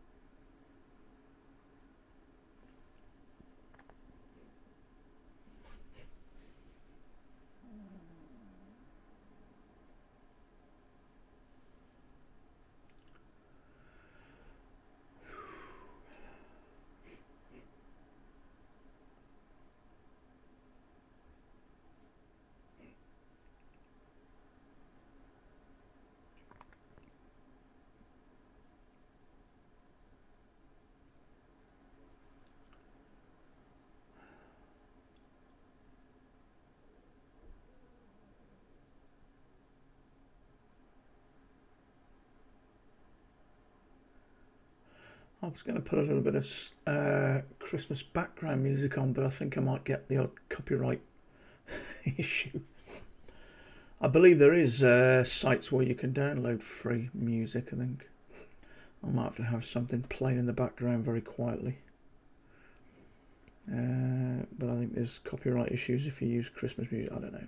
Maybe there is, maybe there isn't.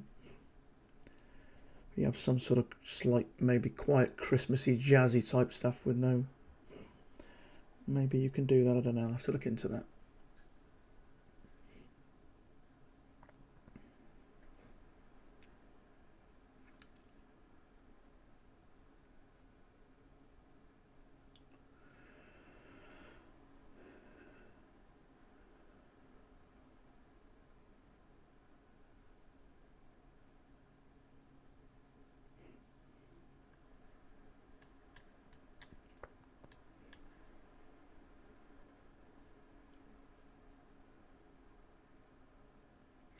From the low of the day.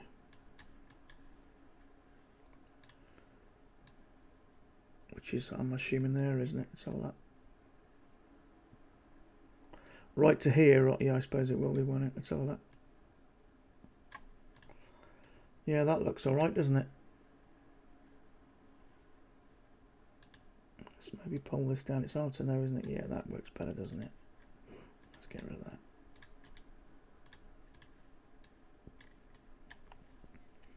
Yeah, that looks okay. It looks nice that side as well.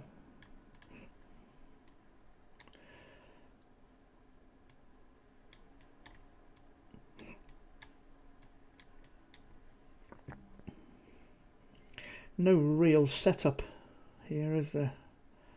First entry, second entry. Hopefully if we can get this to break lower than here.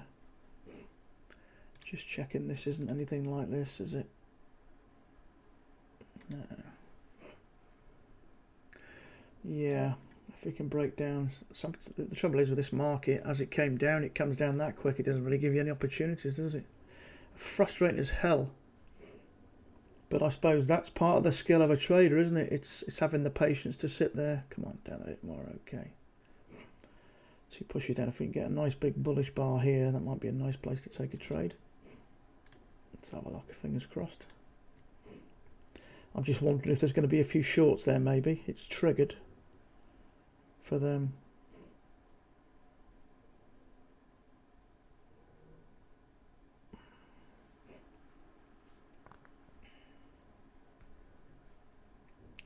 Trouble is, I've been caught by these before. Sometimes I draw these wider ranges, and what I've missed is we've had a break, two pushes up to a new high, and we're working our way down. I've been caught in these before, I have, doing something like this.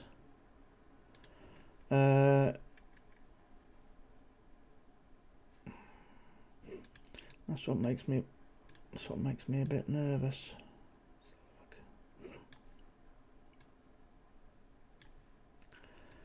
Yeah, sometimes, you know, I mean, the rule is we get a break and a new extreme, which we have, two pushes up to a new high.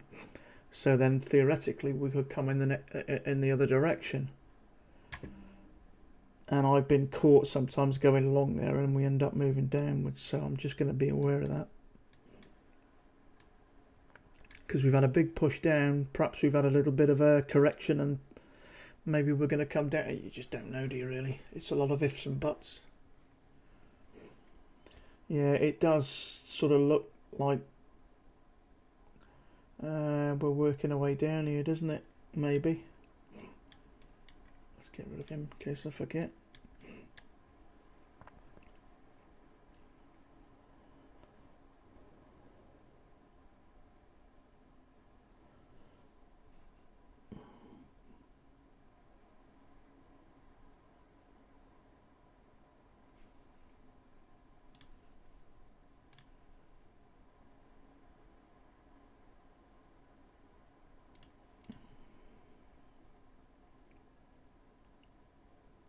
See where this one ends up.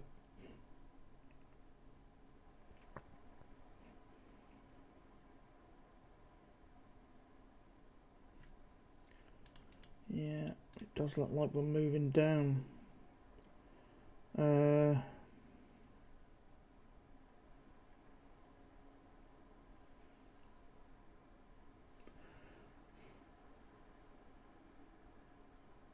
Yeah, as mate, you're right.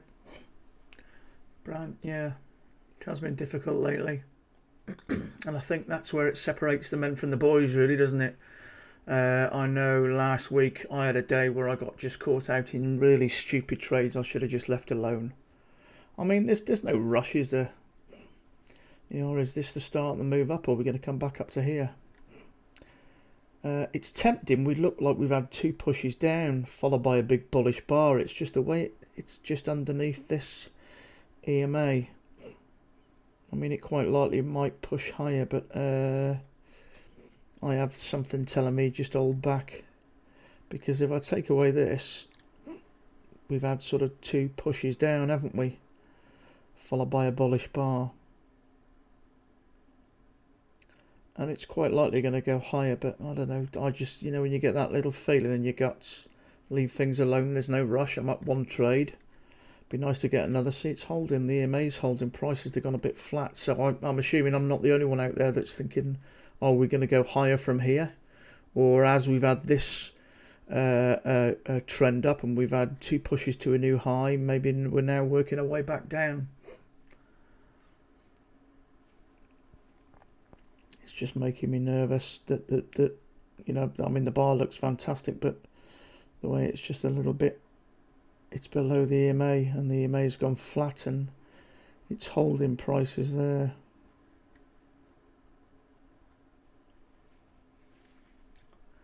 I suppose the more you do this job, you've got to listen to your gut, listen to that gut feeling.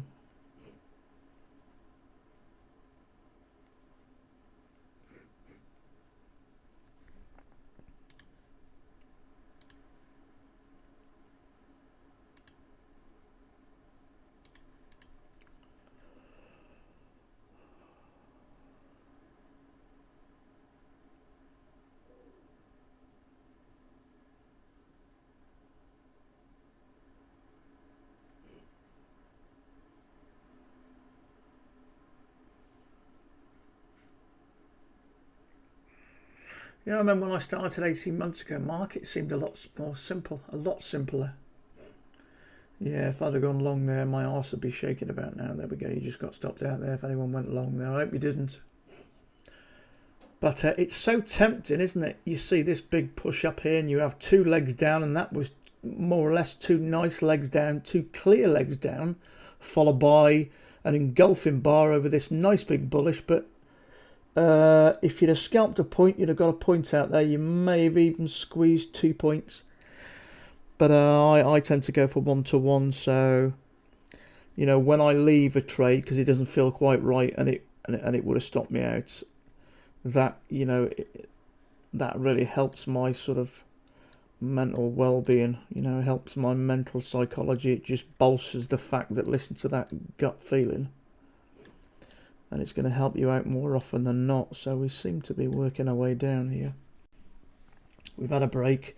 Sometimes we'll have a break, two pushes down before it moves up, but looks to me like it's working its way down. So have a bigger look. I would like to get myself one of those big, long, wide screens so I can stretch that picture out. I'm 53 now and the eyesight's starting to go. So you got to zoom in. I see some people taking trades from here, but I got to get a little closer.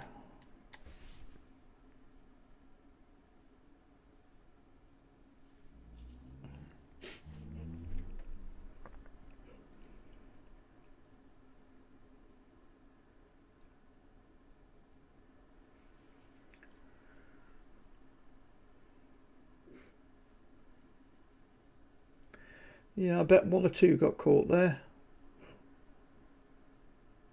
What I always try and keep in mind when we have a break, we're looking for a new high. But if you take this channel here, we've moved up nicely. We've had a break. 2 legs up to a new high, and now we're working our way down. So that's the trouble with trading. It's not quite black and white. You need to just get that feeling for it. The more you do it, you start to get a bit of an understanding and feeling for it when something doesn't feel right. And that for me didn't feel quite right, because technically we've had our pushing on the extreme. But there again, obviously you've got to take into consideration the bigger overall trend as well. But I don't think people underestimate how important these short-term trends are to give you an idea of where things are. Certainly taken me a time to learn.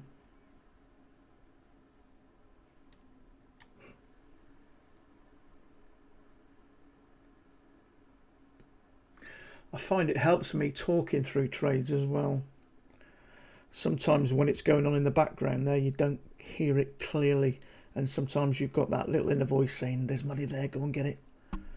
And I think sometimes when you talk about it, you tend to hear it a little bit clearer, to be careful.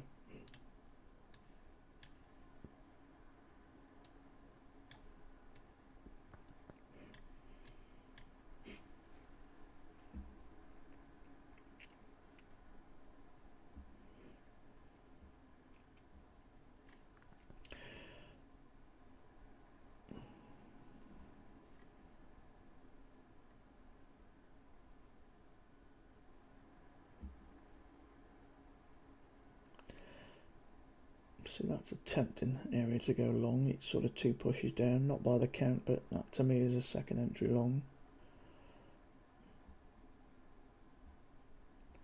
But I tend to not like counter trending if I can help it now. I mean, we've had a clear down here, and I've been caught out too many times. And it's not like if we look along here, it's pushed up straight through there. It's held a couple of times here, but that just makes me a bit nervous. And I'm starting to learn, you know, when you get that voice, leave it alone.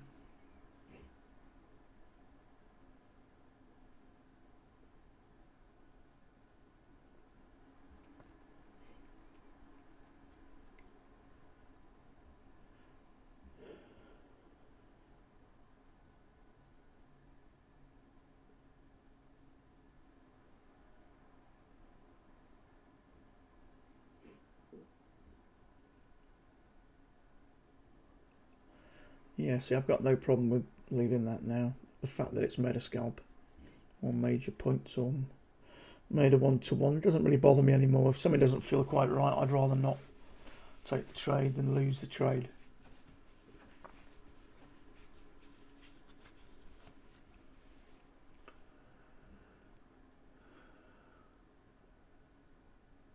You taken anything today yet, Brant?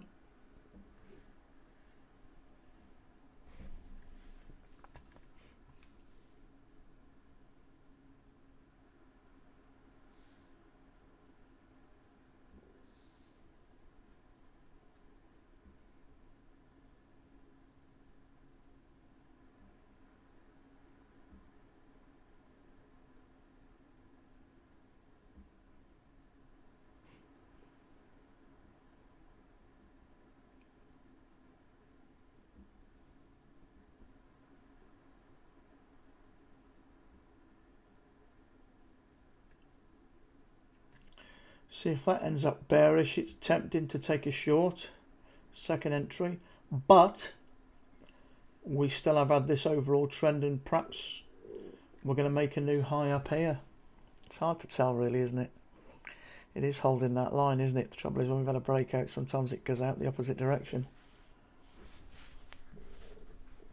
So it's hard to tell. Maybe this is just it's working its way down. Maybe we have had a break of this overall trend and we're looking for a high. You got 3 points, 1-to-1 pre-market. Yeah, good on you, mate. 1-to-1. I like 1-to-1. I'm getting more and more favourable for 1-to-1 every day. It's, you know, I remember when I started, you take 5 1-point scalps, you're up 5 points minus commission. You get one trade wrong, maybe four bars, a 4-point bar, slightly bigger bar, tick above it, tick below it. That's 4.5 points minus commission. You're back to 0. That's heartbreaking, that is. So I went to 2 points and then 1-to-1. 1-to-1's good for me. I like that number. It's nice to know if you lose a trade, if you win the next one, you're back to where you are, more or less.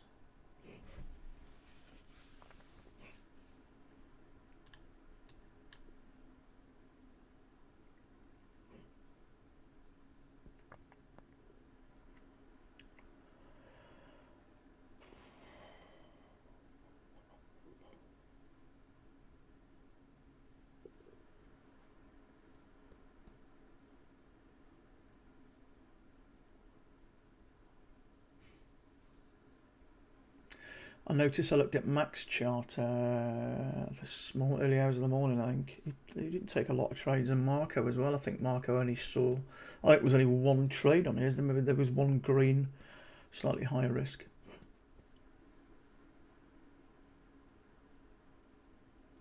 Yeah. I think Marco just took the one trade. He said it was a quiet day.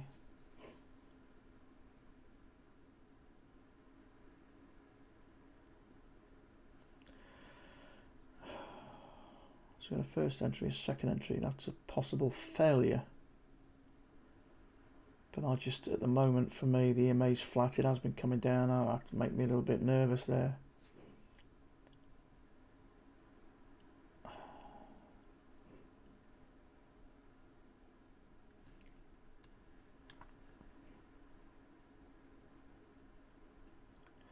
It's triggered, but at the moment we're moving down in this channel, so as tempting as it is, I just don't like the way it's stuck at the underside there, and I will be shaking in my boots about now.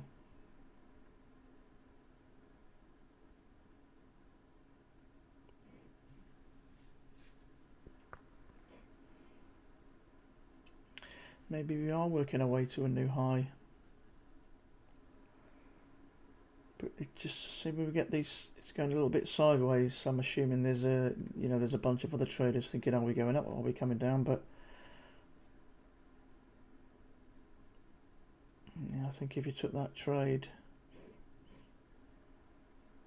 I think you'd be a bit nervous now. But then, is that a nice indicator? We've had a sort of break out this. We've had a new high. I think that's a good place to go short there. I do. And the reason I think that is because I think there's going to be some longs there and they're going to get trapped, I think. Okay, we're in this trade. See if I was right, see if I was wrong. Okay, we've had a break out the bottom. We've also had a break out the top. We've made a lower high. All right, well, this is a double trap. I'm going to give that one extra tick.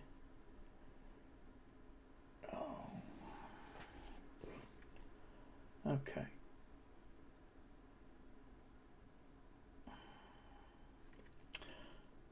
Okay, so we're okay. You took that same trade.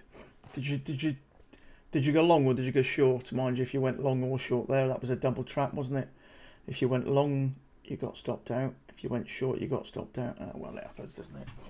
Perhaps, when I saw them a little bit of sideways movement, perhaps I should have listened to my own advice there.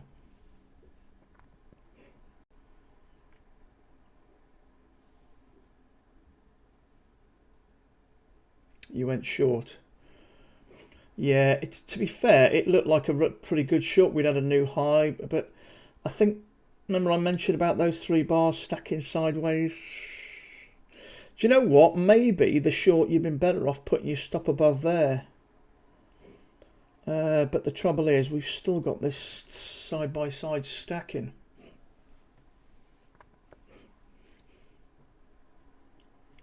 But then, yeah.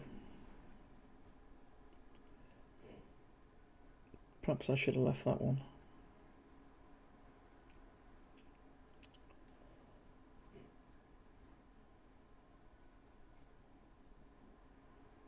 Yeah, it did look like quite a good place to take a short, to be honest with you. We've made this new high, lower high, but just the fact that this one stalled along the bottom. Oh, well, you live and learn.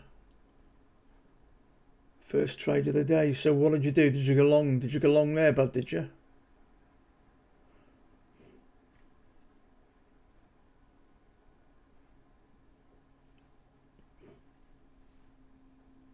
I've had one winner and one loser, and I'm down $166 so far.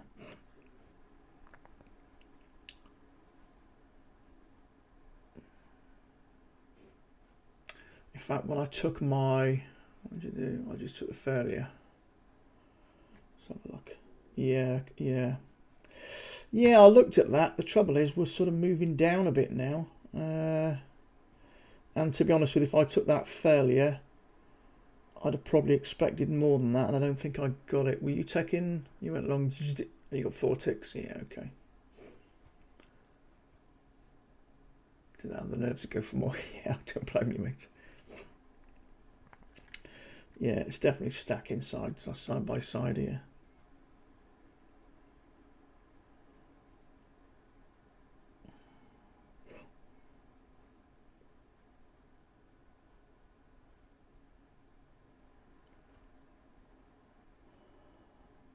Got to keep that in mind when you get 3 or more bars stacking sideways. Be careful. I suppose when you went long there wasn't that.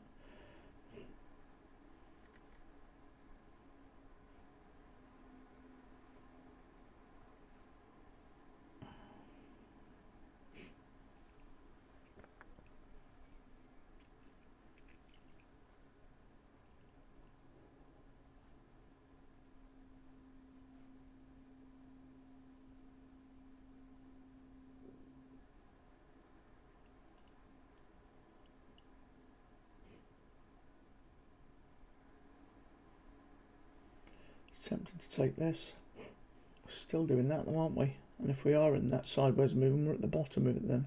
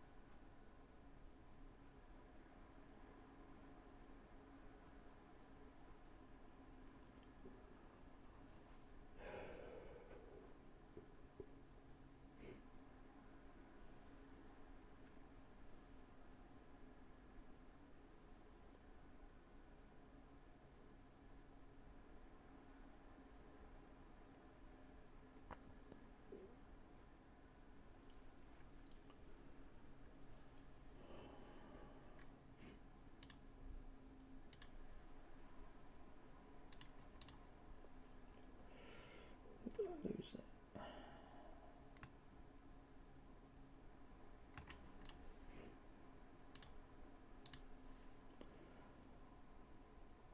Three point 3.75 minus 3.75.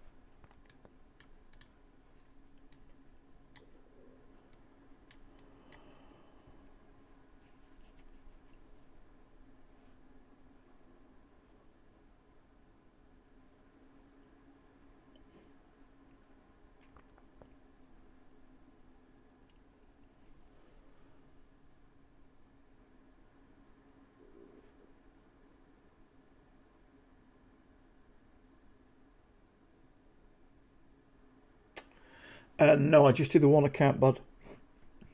I figure until I can get one account up and running, I'd rather just stick to the one. Trouble is, the amount of evaluations I've blown if I'd have been, the trouble is with trade copy, if you copy you do a bad trade, you just copy it amongst, the rest of the accounts. So I figure I'm going to try and get one up and running, and then I may, if I can make something out of it, then I'll sort of reinvest that and then pick up a few more accounts.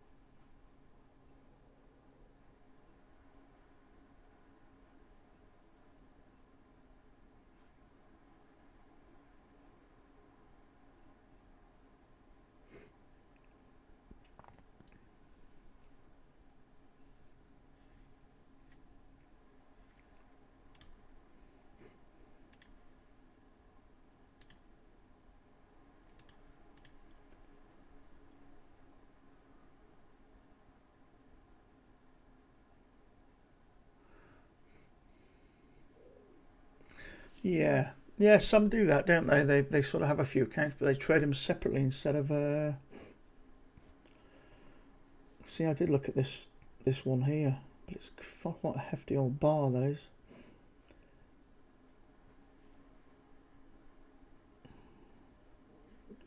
So we've got a new low here, first entry. Perhaps we are still trying to get above this and make a new high.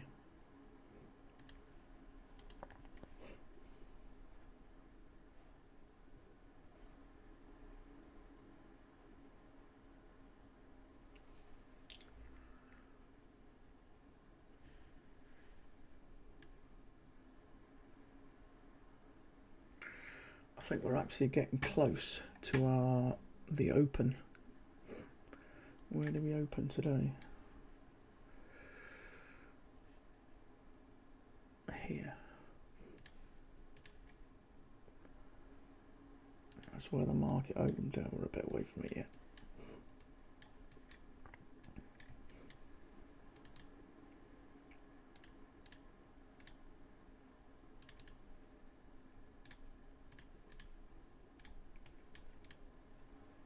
Yeah, that would have been a good trade actually.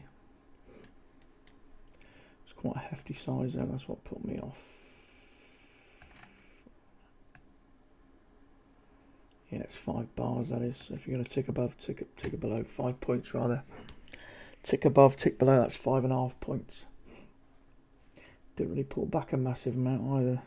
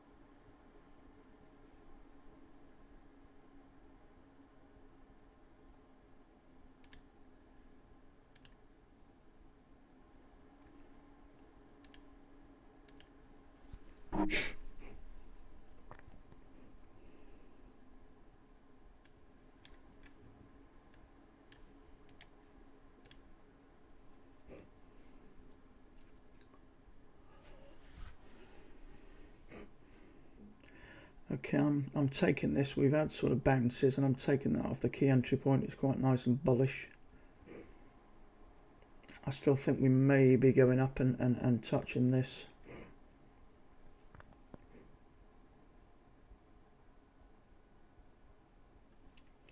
I'm going to move that up a little bit higher.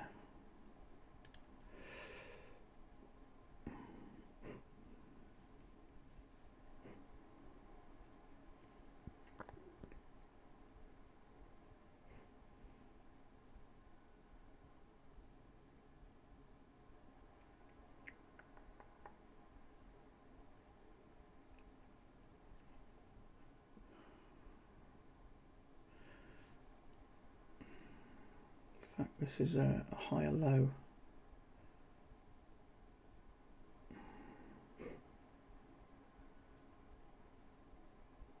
I'm tempted to double up here.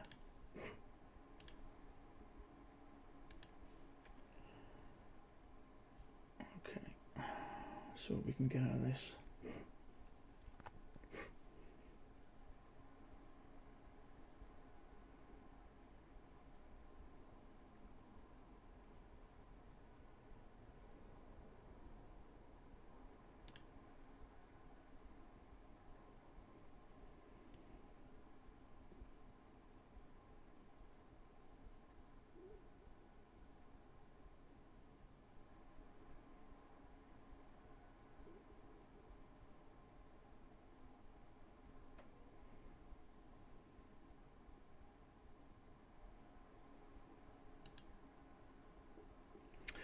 Okay, I probably shouldn't have taken it higher than there, which is why I came out where I did, but I did it right there actually. I was down about $180, so I'll back up a bit. I think that was worth a couple of points, that, because that was a that was a nice bullish bar off the key entry point in the EMA, and that one was a higher low, which is why I doubled it up.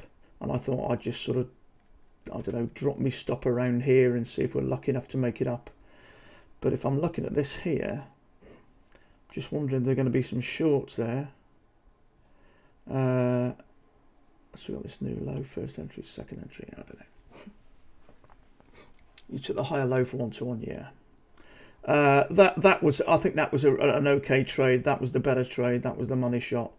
And we're likely going to be coming up to here. I just got a little bit nervous because I only usually take my profit targets to the sort of top of the recent swing high. Yeah, you did. Yeah, I did as well, mate. I was down. Well, I've done 2 trades and I'm up $342 at sort of one. What have I done? A 1-2 loss 1, which is why I sort of doubled up on that second one. I think it was worth it. So okay, yeah, I'm pleased about that. So what did I take there? Let's have a look. Took 2 trades there. Both came out at the same point. That was 77.50. 2.5.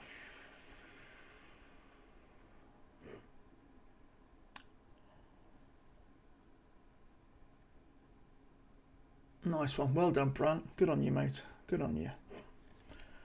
It's actually looking like it's moving up. Let's have a look. I'll work out my points after.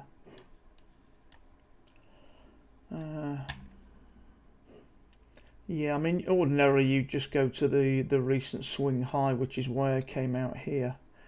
It's possibly likely going to make a new high off this trend here, but I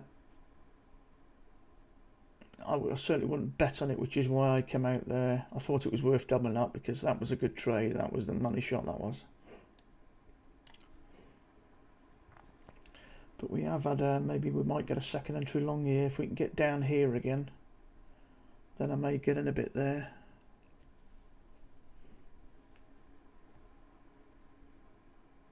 I think it's likely it's gonna break this high.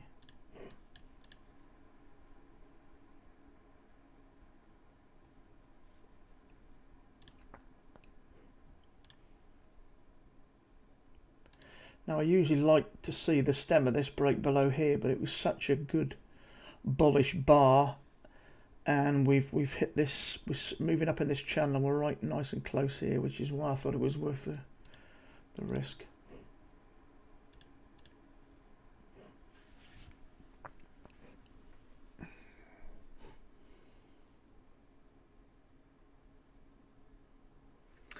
How many trades a day? It depends, mate. I think I sort of have this idea, this figure in my head that 3 trades a day, that will allow me to win 2 and lose 1 and still be up, trading 1 to 1. But I suppose it depends. What have I been trading now? Started at 2:30, so it's been 2.25 hours, and I've done 3 trades now, so that's probably going to be it. I was up $300 yesterday, I'm up $300 today. But it depends. I had a day a couple of weeks ago where I'd done 3 beauty trades in the first 45 minutes, in which case I may sit there a little longer. But I tend to have this thing in my head that if I do stay longer than 3 trades, I become even more fussy, in particular on another trade. Because obviously if you're up 3 trades, 3 winning trades, you know, a lot of people might say that's the time to go and enjoy the rest of your day. But it, you know, depends what mood I'm in, depends if I'm feeling patient. But I like that number 3. A lot of people say 2 to 3 trades.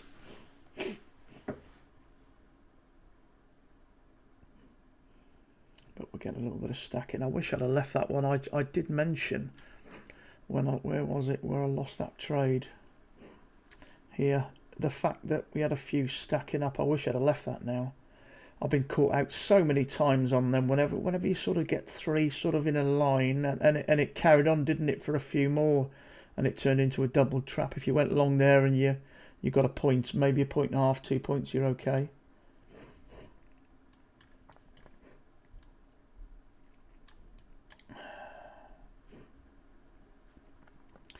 See, that's the second entry. If that ends up bullish, it's tempting, isn't it? I'm going to get that right. Okay, I'm quite glad it's done that.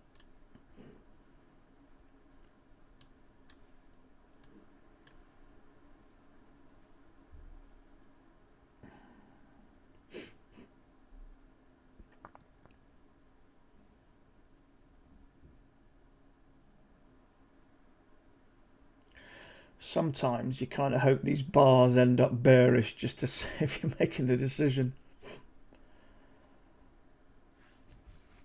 I thought we may actually break this high. We may still yet, but I don't know. It came out to here, then it stalled again, then stalled again. And it's slowly feathering off. I don't know, maybe we'll have another little break and we'll beat this, you know, make this high. Sometimes when we have this news, we drop down quickly and then we recover for the rest of the day. And we're sort of back into that range here, aren't we? Back into that range where we were. We're sort of back in there now, which is why I thought we may get above this high from this trend channel.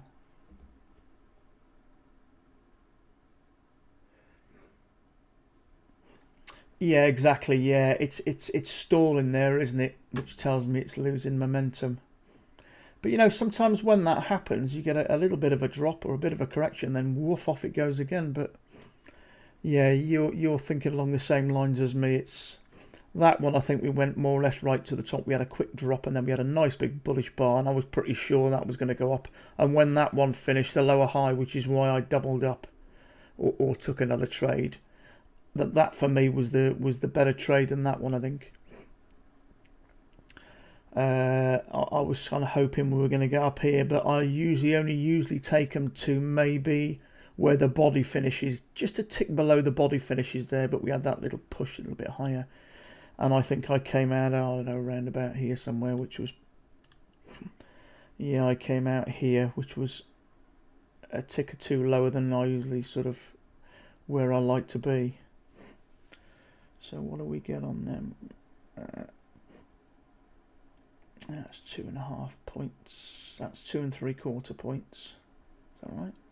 2 3/4 points. And that's 2.5. Okay. That's 5.25 points in there. So that was alright. That's what pulled me out of the shit.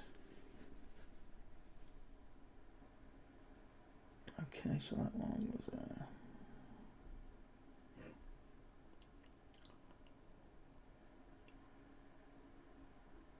that's 2.75. It's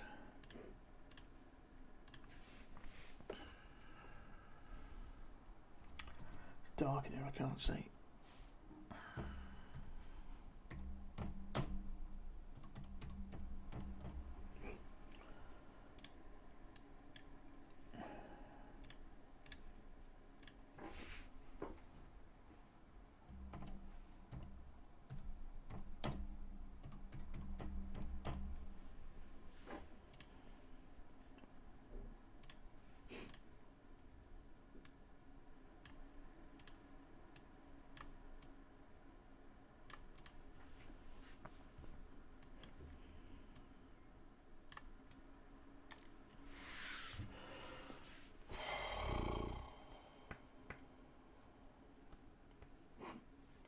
You start to get a feel for it after a while, don't you? You just get that feeling.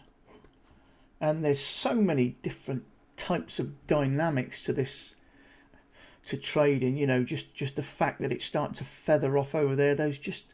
You pick up all these little bits of tips and pointers, don't you? And it all sort of sits in your little memory bank up there. And when something doesn't feel quite right, you get that little sort of tingle, don't you? That, ooh. I mean, we all know what a great trade looks like. And to be honest with you, that higher low there, that for me was a good trade. They sort of almost always work. We're clearly in this trend. We've had a good big bullish bar. We've broken above it. We come back, made a lower high or a higher low. They always sort of work for me. So I was confident about that one. I was pretty confident there. But that one, which is why I doubled up on there. But all these little experiences we sort of learn. It's not black and white. There's so many grey areas, isn't there? But that's why you start to get a... I spoke to a guy a while ago who says he doesn't necessarily take setups. He just takes a trade when he feels that something looks right. And I suppose there's no reason why you can't get to that stage. I mean, we take setups, don't we? Second entries, failures, lower highs, higher lows, whatever. But he trades purely on what the market looks like. I suppose there's setups there somewhere, but it's just more of a visual thing for him.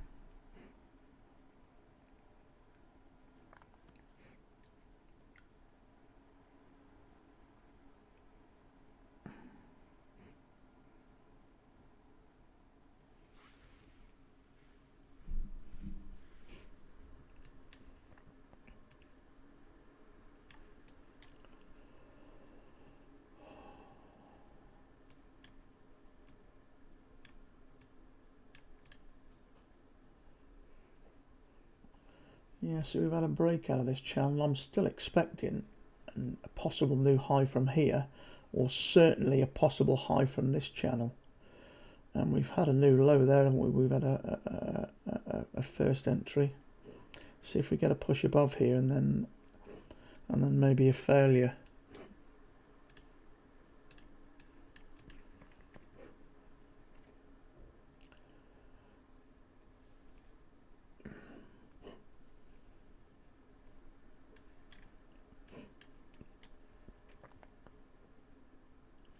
But then we've had a push down. Maybe as we got two legs back up to the EMA and then a continuation down there. So maybe we have something like this. So I'm trying to keep that in mind as well. We had sort of similar here, and then we came down. So that's a second entry short.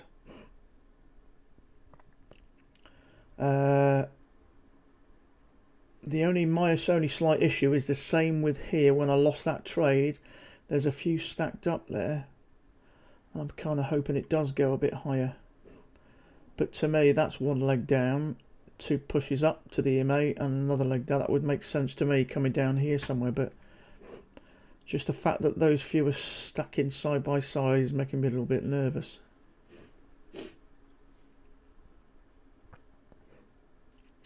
See where this ends up.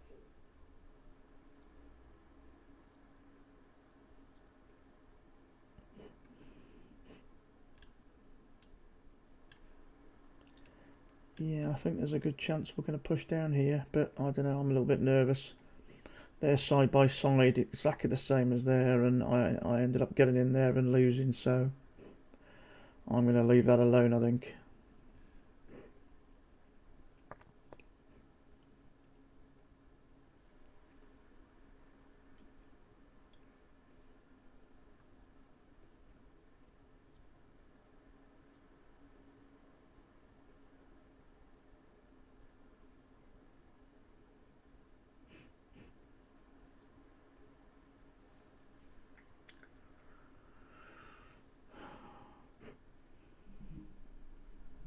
I think it's an important part of trading, isn't it, to be able to let a trade go, even if it ends up turning into, a winner.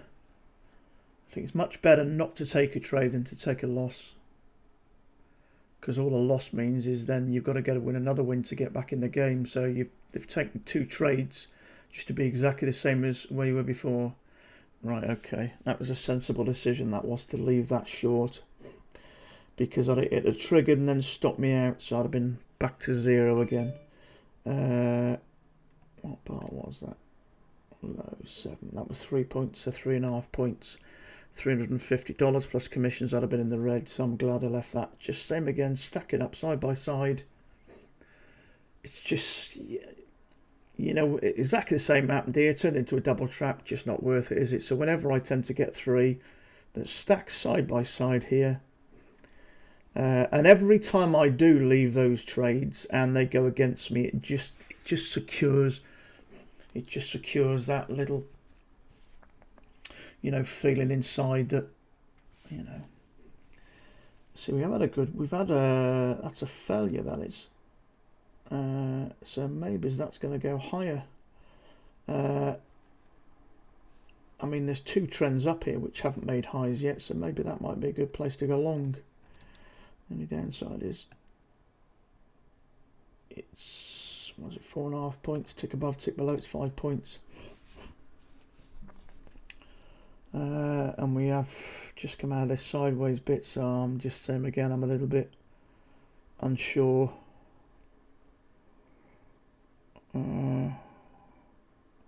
Whether I should get in that trade, but then we've had this push down, we've come back up, we've had a break out of this small channel, so maybe we're actually moving down. It's at the moment we're around this. I've drawn these 2 lines top and bottom. We seem to be sort of swaying between these lines, and this is the middle area, which can sometimes be a little bit precarious.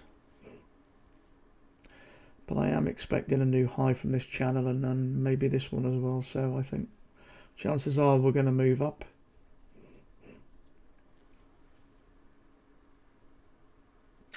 Yeah, I don't always get it right, mate. I mentioned when I saw that loss before I took the trade that there's a few bars stacking up side by side, but I was still stupid enough to take it. But you don't forget these, and the same here. If I'd have gone short there, and that, I mean, to be fair, it was a second entry short, valid short. But whenever we get this sort of stacking, yeah, it's just risky, isn't it? I've lost way too many of those in the future, in the past, sorry. And when you're getting that stacking side by side, you've basically got an even mix of buyers and sellers in the market. So if the buyers and sellers aren't sure where it's going, technically it's 50-50 whether it goes up or whether it comes down. And we want those high probability trades. The 50-50s just, yeah, you don't want to get into the 50-50s, do you? See, if you're in this long here, I still think it's probably going to go higher, but you're going to be twitching a bit there, aren't you? Yeah, with a tick above and tick below us, you're in it for 5 points there. I wouldn't be shocked if that got stopped out.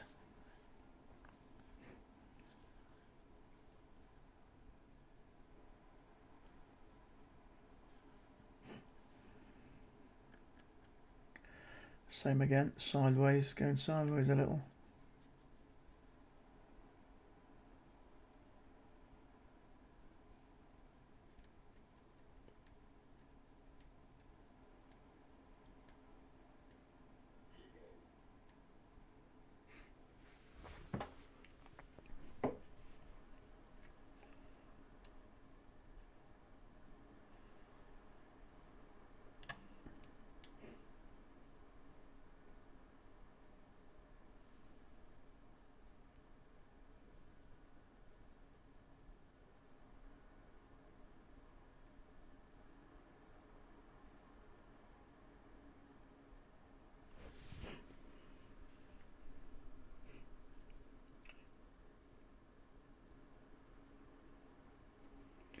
Yeah, if you're in that long, your knees are going to be shaking. There you go. Stopped out. So I'm pleased with that. I left that one alone. I did consider that one, but we're still in this. So there was 2 trades there which I could have took, and I possibly would have done in another life. That's the trouble with this. When it gets like this, you get into a trade like that, you lose, you get a bit frustrated, and then you see this one and you jump straight back in again. And so often when you have a losing trade, it's followed by another losing trade so quickly after. So I try now, if I lose a trade, to just sit back and let them nerves calm down a little bit before you jump back in, because it's so tempting after that loss. You think, oh, I've been trapped, and then I've been trapped by the longs, and then you jump straight into that long and you end up getting trapped again. So it's just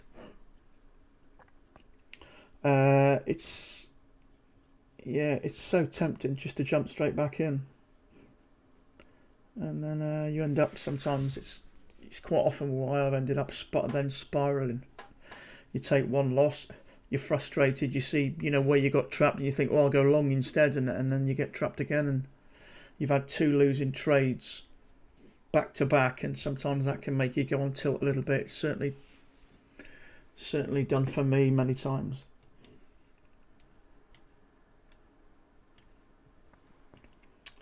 So where I am for the day, so 2.7 points, 374755 65758. I'm up 8 points.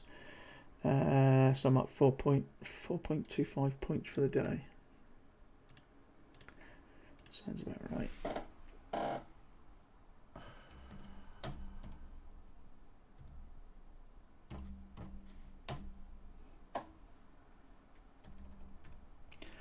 It's a bit dark here, I can't see.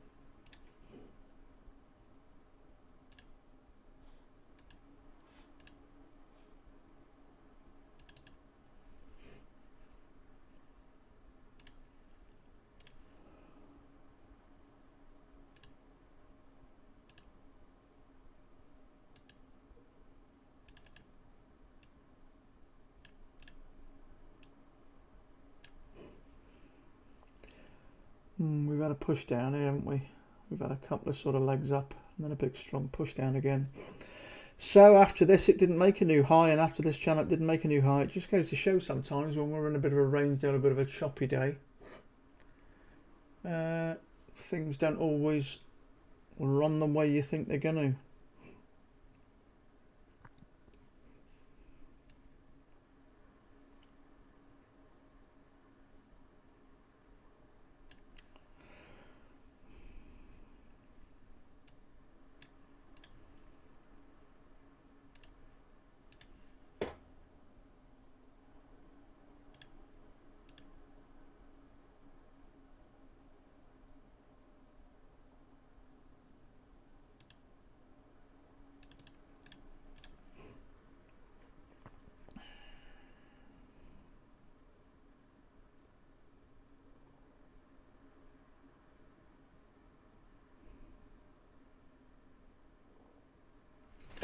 Okay, there, go. I think I'm going to leave it there for the day, guys. That's been a positive day. A couple of wins and a loss. The loss maybe I should have stayed out of. Well, I obviously should have stayed out of. I'm going to adjust my chart and take a screenshot and post it on the Facebook group. But all in all, yeah, I did look at that one. I did look at that long there, but yeah, that wasn't good. I thought 2 legs down. Yeah. So I think my patience is slowly starting to pay off. So I'm going to adjust my chart and then screenshot it for the Facebook group. So I appreciate you guys looking in. Much better to trade with. Yeah, you know what it is, mate, anytime, but I enjoy watching your chart as well, mate. You usually trade a little bit later than me, which means I can catch up with your chart as well. I did have a look last night when you were trading. No worries, Keithy. Anytime, buddy. So that's probably me for the week. I'm back at work tomorrow, so I'll be trading from next Tuesday, Wednesday, Thursdays. We're around about the 2:30 mark. So I appreciate anybody that's watching. I appreciate your time. It's certainly nice to trade with other people because we can, you can compare my charts to yours, and sometimes it's nice to just, get feedback from another trader, seeing what he's seen, seeing if you're seeing, something along the same lines. So if you've had some winning trades today, I hope you have. I hope you're up. I hope you're in the green. That's what we all strive to do. So I'll leave it there until next week. So I'll see you guys again if you're around on Tuesday. So have a great weekend.